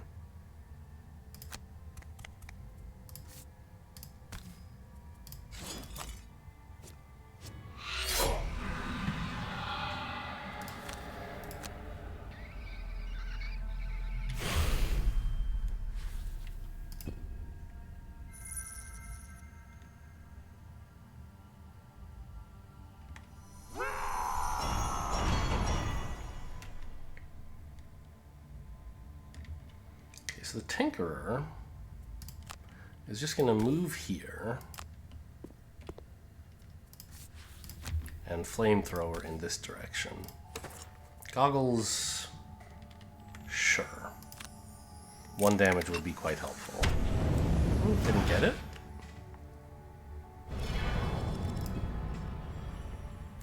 Cragheart. Massive boulder. Oh, here. Okay. Here, I guess.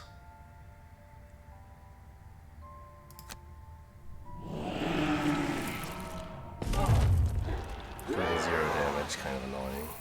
Maybe I should have attacked this guy, because I don't know, it doesn't matter. The damage on these doesn't, yeah, no, this was right. Because now I can just move here. Oh, he takes damage from both steps? I guess that makes sense. It doesn't matter, he's dead anyway.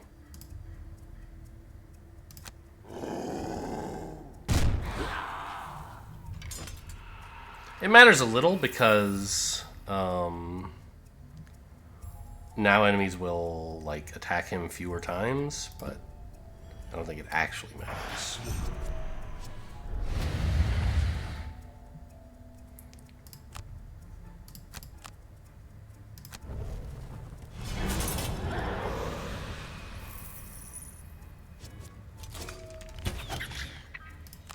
Well, we'll get to see the next room. I don't really have hopes that we'll get to finish it. It's possible.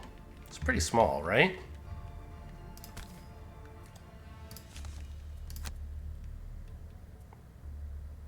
Do I still have my healing effect? I don't, right?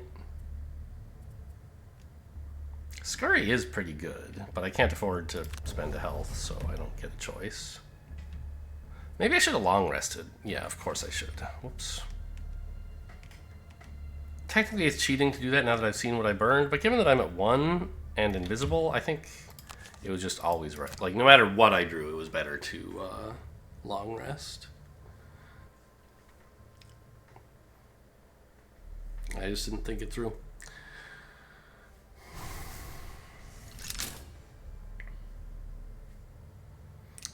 Maybe the Tinkerer has enough big cards that he could finish off 1 or 2 big enemies in the next room?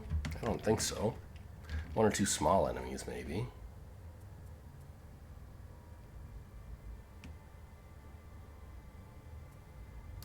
I actually have to short rest with the Tinkerer, though, because I need to kill this guy before he can act. This is a ranged, fast attack, which I rather like. Do I like it enough to, like, burn something else? Yeah, a lot of the rest of this stuff stinks. I really want to keep the ink bomb, so, you know, here's hoping. Figures. Sigh. But I thought it was important to get to go fast. So, ranged attack fast. I don't know. Let's take a Restorative Mist and a Toxic Bolt. And you can take a long nap. Okay, pretty important that we land this shot. Only a miss would lose because he's damaged, or he's poisoned.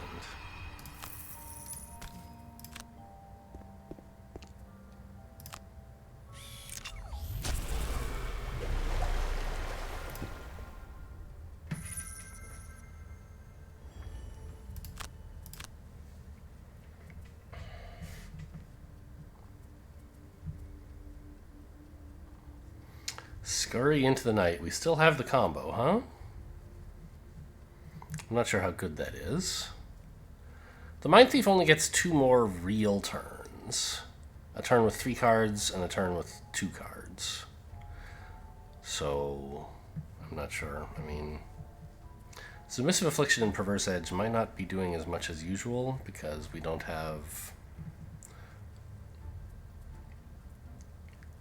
a way to get a lot of negative conditions on them.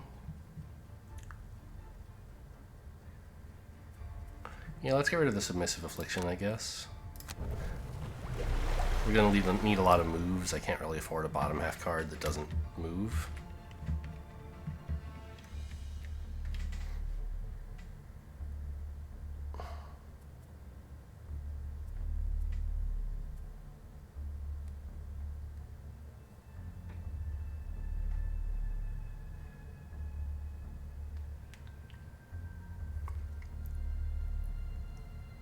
I could go open the door right away, actually. If I could somehow, like, survive, and a decoy maybe helps with that. This starts drawing enemies towards us.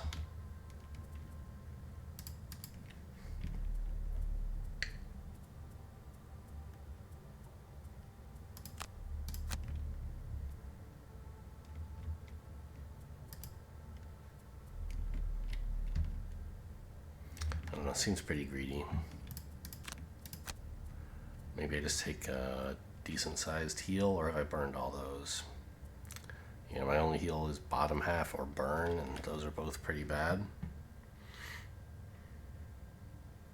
I mean, I think energizing tonic on yourself is probably good.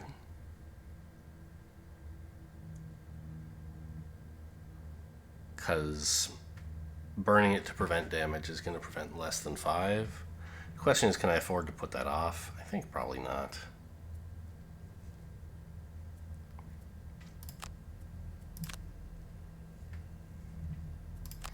I'm still like a little, I don't know.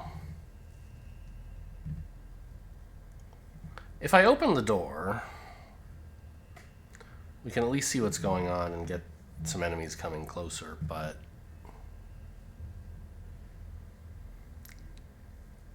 like, it's not like the Mind Thief is going to get a lot of turns anyway, right?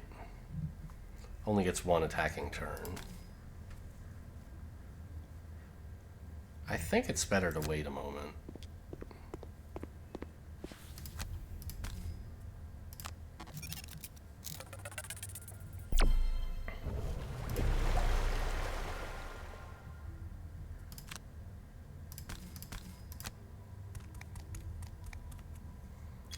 I'm not sure invisibility is worth that much. Right? Sorry about that ding. That was Windows, not my Windows, not your Windows. I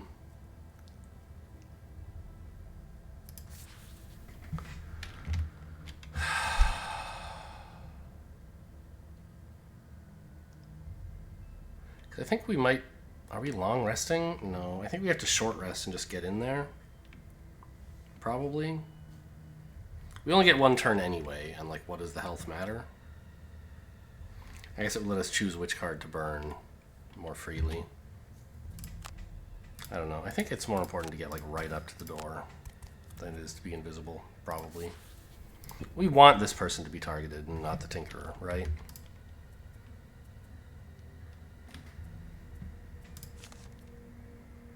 So, last turn, here you go. Scurry is a much better card than Into the Night, so burn the other one.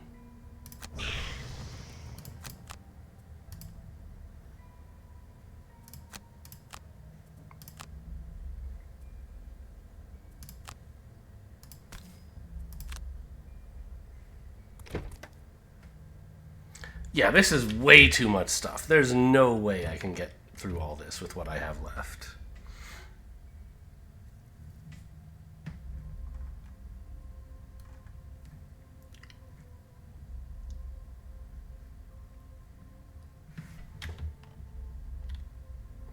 Okay, well, great. That's good to know.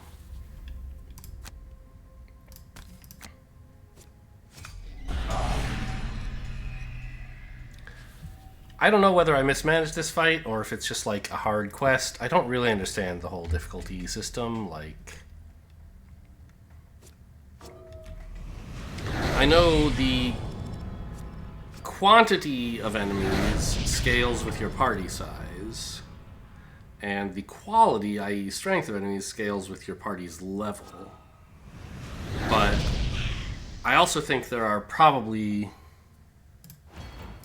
like some quests or whatever that are just harder. They put out more enemies so that no matter what your size and level, they're more difficult. I don't really know how this is surfaced or expressed or whatever. I don't think I'm going to come back and do this one again. I don't think I could have easily, like, thrown in this much extra damage. Like, yeah, I don't know. Some stuff with the Cragheart didn't go as well as I hoped. But I thought the first room was pretty good. And then room 2 was just a disaster.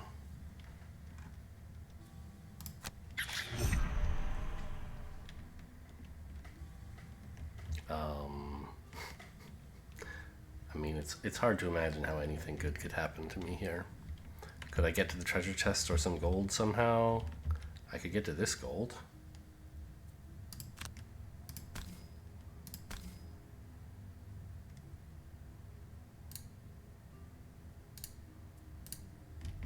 I guess I could attack someone before I go.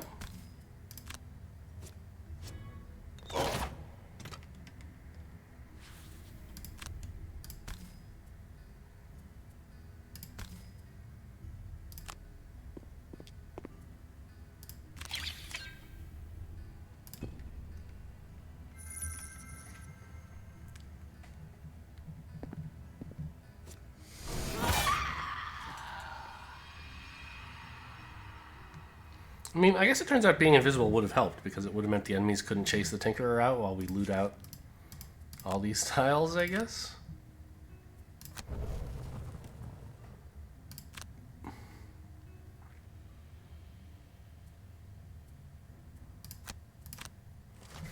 Just grab some gold before we die. Hopefully.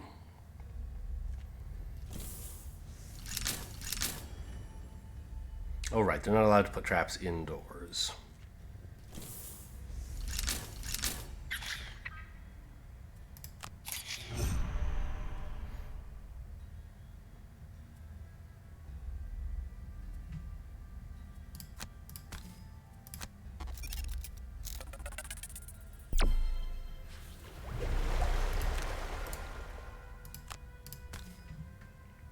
Are these all 3 gold, by the way? 3, 3, 3? Yeah, there's none that have more.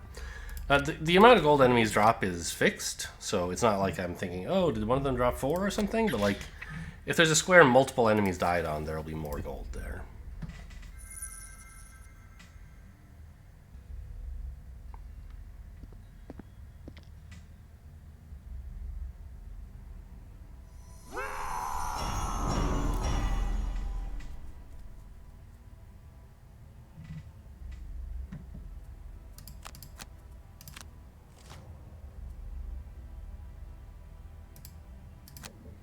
I think this is it. This is curtains. I could get 2 experience. Nope, because this is a bottom half card. Okay, got it. So I guess I'll just get some gold.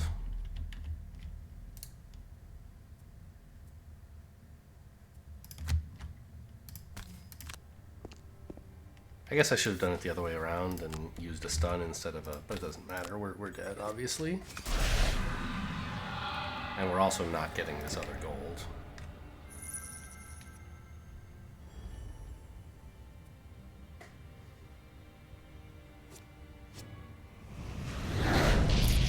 I choose to die.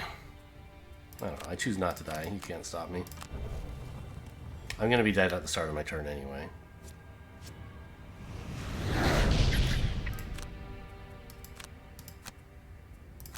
No, that's not true. I could have long rested, but it doesn't accomplish anything.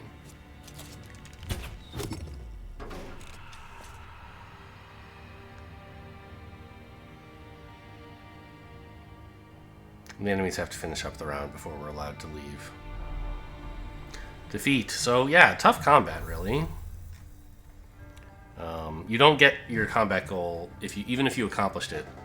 If the mission, if the quest encounter objective was not met, then you don't get these. So this is your main goal. Yeah, that was pretty rough. 3 flame demons at once is a lot to deal with, and then we made it through that room with a lot of burns, but the last room was just like way more stuff than I had gas for. So that's what it's like to lose a scenario in Gloomhaven.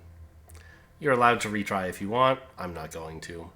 Everybody's leveled up. I think I promised, promised is a strong word, but I claimed that you would see the level up process here. Actually, Chunk did not level, but everybody else did.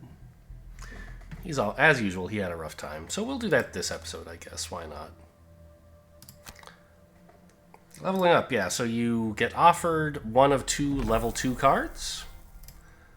And next time you level, you'll be offered one of 2 level 3 cards. And if you want, you can pick like a previously offered card that you didn't take. If you like both of these level 2s better than either of your level 3s, you could do that.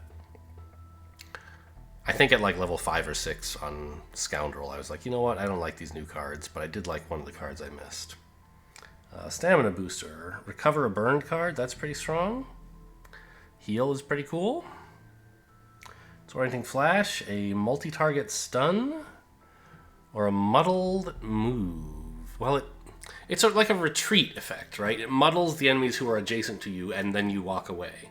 You can't like walk towards them and muddle. So I don't know.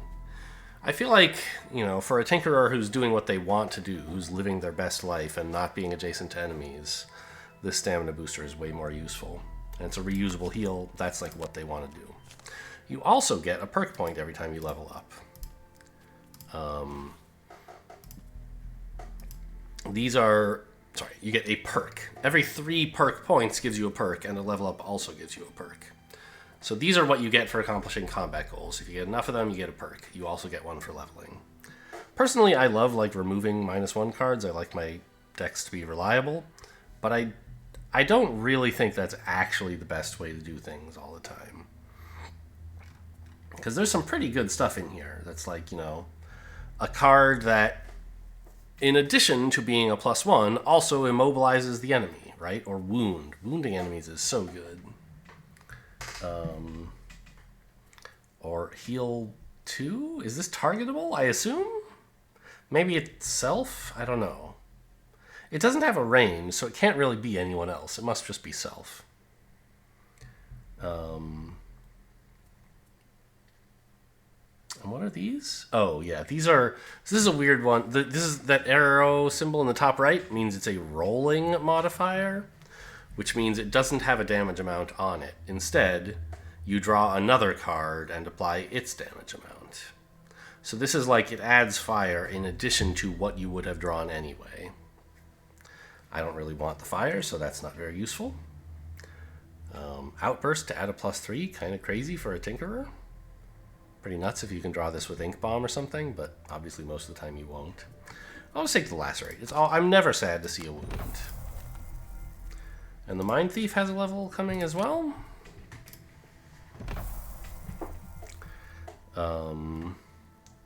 We could have called them Slink. I don't know, they're slinking around everywhere. So what is this?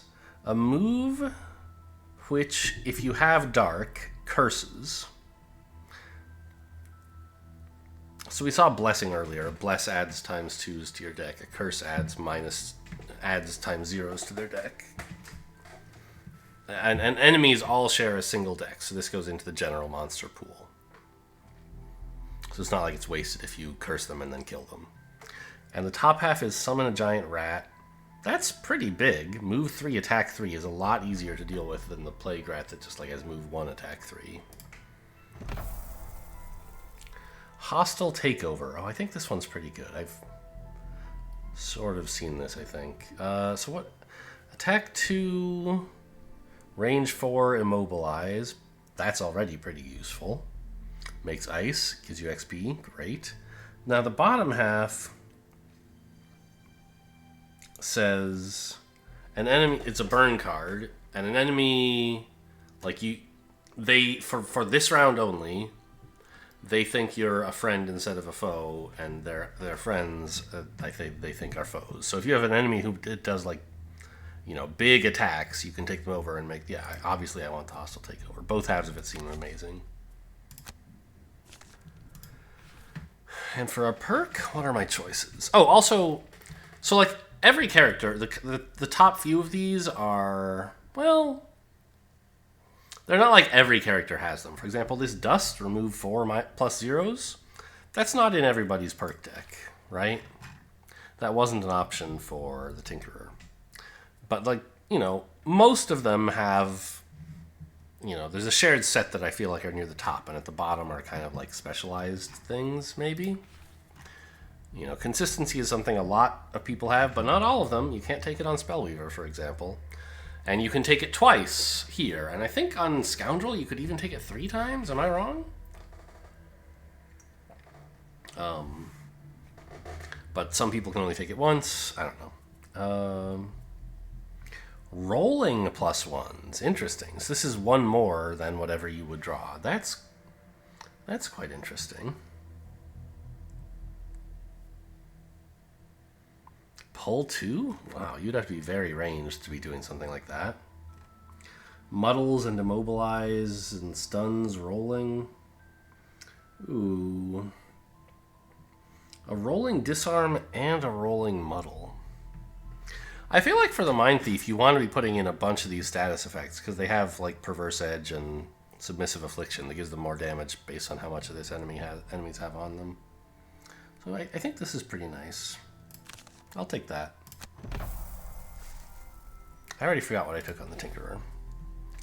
a wound. Nice. Okay. So that's what leveling up looks like. Hope you guys enjoyed. Thanks for watching, and I'll see you next time.